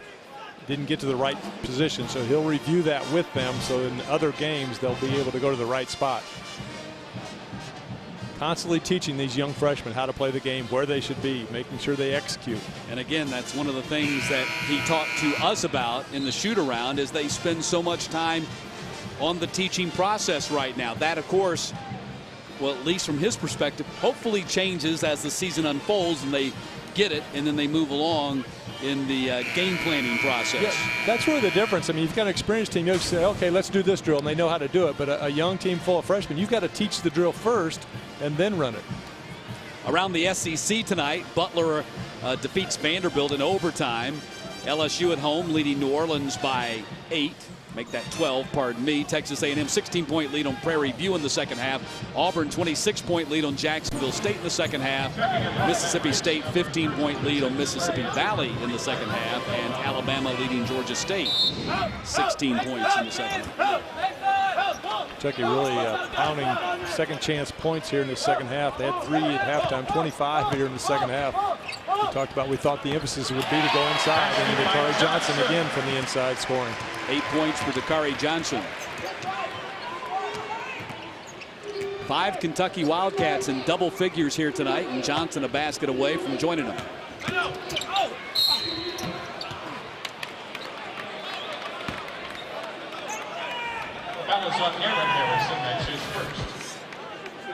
Last basket by Dakari Johnson. Again, we say he's a much better back to the basket player than Kentucky's had in a while. Just using that size and bulk to create some space, a little soft touch with a left-handed half hook.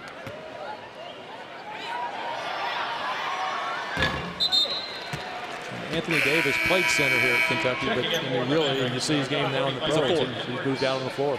And number 44, Anthony Walker.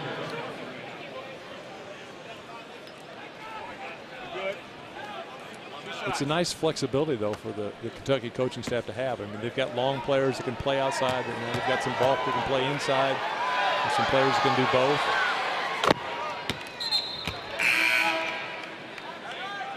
Substitutions now. Walker comes in, and so does Edwards. Jamel Outler at the line. Outler. First 2 points tonight for him.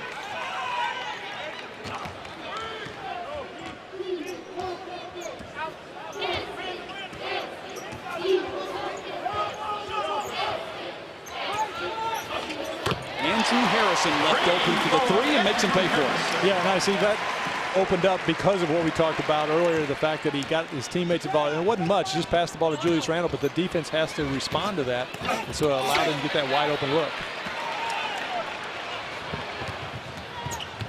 Poitras lobs it up high. Pass was deflected away. Dakari Johnson chases it down.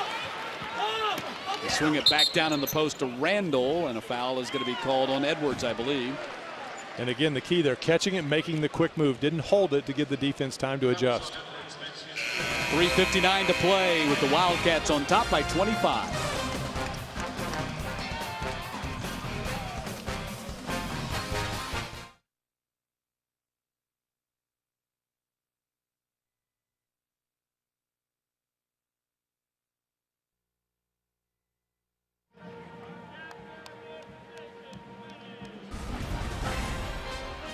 SEC basketball on CSS is brought to you by Geico, saving people money on more than just car insurance. Go to geico.com or call 1-800-947-AUTO for a free quote. See how much you could save. And by Comcast Business Edge, sports at the speed of business.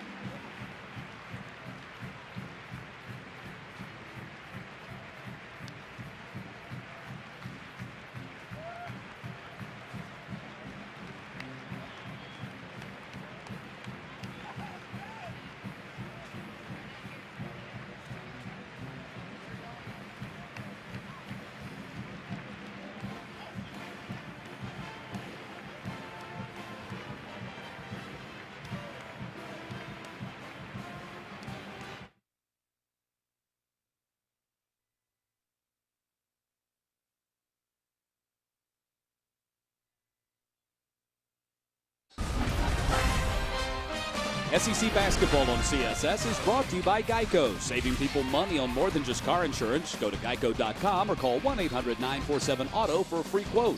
See how much you could save. And by Comcast Business Edge, sports at the speed of business.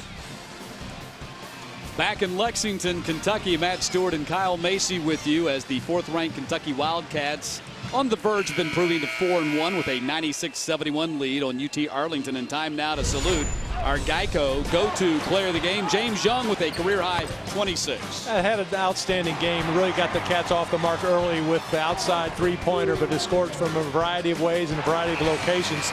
Something the Wildcats kind of needed to get him going, not only perimeter play, but also showing he can drive the basketball to the basket, finishing, we said, with 26. He shot the ball exceptionally well, 8 of 14 from the field. Yeah, 5 of 10 on his threes, 5 of 7 at the line, all those things.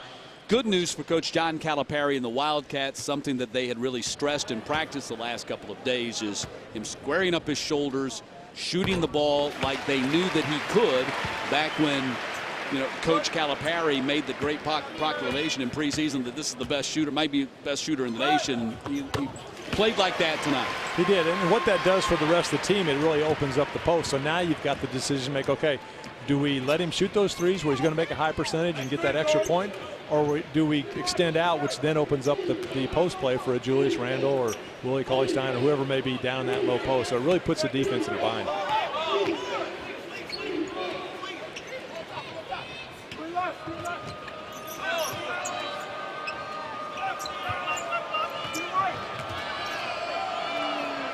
8 on the shot clock. And now less than 5. Dillard. Shot clock violation. That's the second time in this ball game Kentucky's forced one of those, and a 15th turnover for Scott Cross's team. Yeah, Dillard thought he was going to get a foul call, just threw it to the basket, but no call. But Kentucky's really done a good job rebounding the basketball this second half. They were down 5 at halftime, and now have a 43-31 advantage coming out of that timeout. Kentucky has shot 52% from the floor collectively as a team. They've hit 7 3-pointers here tonight, 68% at the foul line, and on the verge of hitting 100 points here tonight.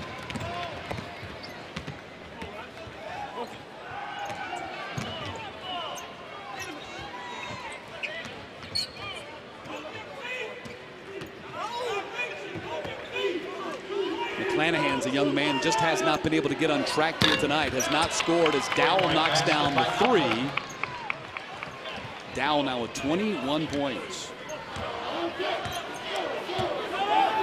Pardon me, that was not Dowell. That was Outler who hit. Dowell's not on the floor right now, but Outler hit the 3. We should take a look at the upcoming schedule for Kentucky. Cleveland State and Eastern Michigan, part of the Kitely Classic. Then things get a little bit tougher there in the month of December with Providence, number 20 Baylor, and Boise State, a very good Boise State team that routed Texas Arlington in their opening. Yeah, that Baylor game too at Dallas, Texas Cowboy Stadium, which be the site of the Final Four. So getting a chance to play on that floor, a big background. Always interesting to see how the players shoot the ball. And of course, beyond that game against Boise State, then comes at North Carolina, Belmont, which just beat North Carolina, and Louisville. Yeah, North Carolina, you know, a little bit tainted in the fact that 2 of their best players aren't with the squad. So, I mean, you think North Carolina, it's a great victory, obviously, for Belmont, because 5-10 years from now, they won't have that asterisk saying all their players weren't there. Nobody's going to remember. Yeah, it's still a win over North Carolina. And then, obviously, the Louisville game here in the Bluegrass State, a huge game for both teams. Jared Polson gets in the ball game. That's the big response from the crowd as this fan favorite gets on the floor. Derek Willis comes to the scorers table too. We have a 30-second timeout. And a 30-second timeout as Coach Calipari is going to clear his bench here and get some of his deeper reserves in the ball game with 2:17 to play.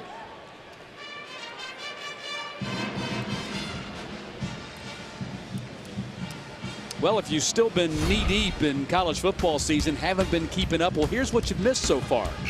Duke with the #1 recruiting class for 2014 right now after landing commitments from Jaleel Okafor and Tyus Jones on Friday. Jack Taylor. If you don't know who Jack Taylor is, do a Google. He scored 109, and that's not even his career high, folks. Yeah, he had an off night. He went for 138 in a game last year. I just want to know how that is even physically possible, that you could score 109 points in a single game. You ice your arm after the game's over. I know that. I mean, Kentucky's played well here tonight, and they only have 100 as a team.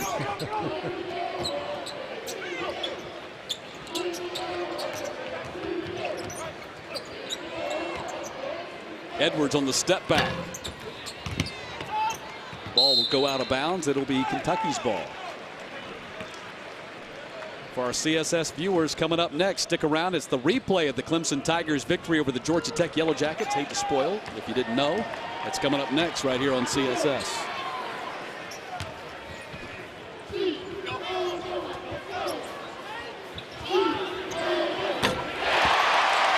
Hawkins with the three-pointer. Hawkins a good player, just is very solid. Doesn't do anything really to hurt you. Similar to the 2 other players on the floor right now, Jared Polson and John Hood. Maybe not the most gifted athletically compared to some of the other players on the team, but just solid, help their teammates play better and do the little things.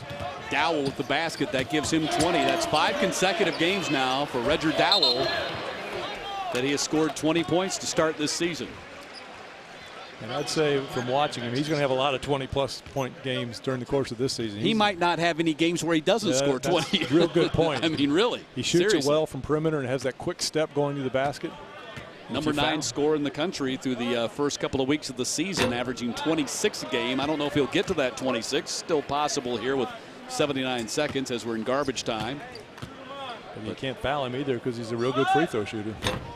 If Takari Johnson misses both of the free throws.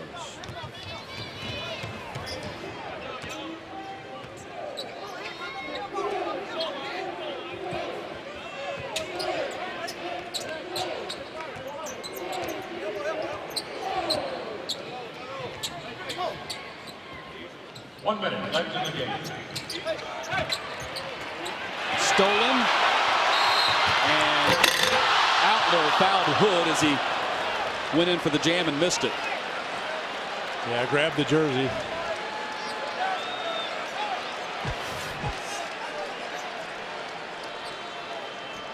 And John Hood just anticipating that pass, gets a hand in the passing lane, comes up with the steal. So they'll clear the lane and put Hood at the line. You know, John Hood is an interesting story. He is the only player remaining from John Calipari's. Flagrant foul one is the call. Didn't look flagrant, but by definition it is, because he grabbed the back of the jersey. He didn't clobber him over the top of the head or anything like that, but it is a flagrant one, and that puts Hood at the line with nobody there. Yeah, and that might be something the rules committee will look into as far as kind of the NBA rule where the breakaway on the foul, similar type thing, but just a good anticipation by John Hood, another former Mr. Basketball in the state of Kentucky. Well, here's an interesting point about Hood. Since he has been here, he has played with 17 NBA draft picks. He's played with 13 first-round draft picks. There are players in the NBA. He's played with more first-round draft picks here at Kentucky than a lot of players on NBA rosters have played with in their career.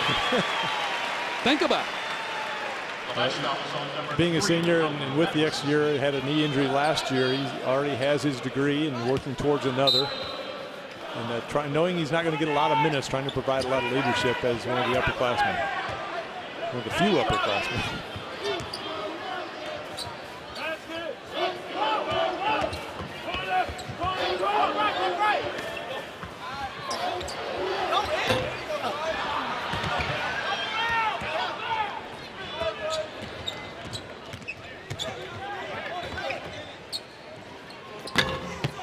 Rebound, Takari Johnson. 25 seconds to play as Kentucky will be 4-1 and off until next Monday when they host Cleveland State. UT Arlington will fall to 2-3, 0-2 on the road, and they'll play at Robert Morris on Thursday night. Kyle, your thoughts here as we wrap this up. Kentucky, we started the show by asking, what do we know after 11 games? After 11 days, now what do we know after 5 games? You know, I think Coach Cal is going to like this game. The fact that it wasn't just a blowout from the start. He got a chance to see what his team does when it's a close game at halftime, only 9 points down. So I think he'll be pleased with this, the way they responded.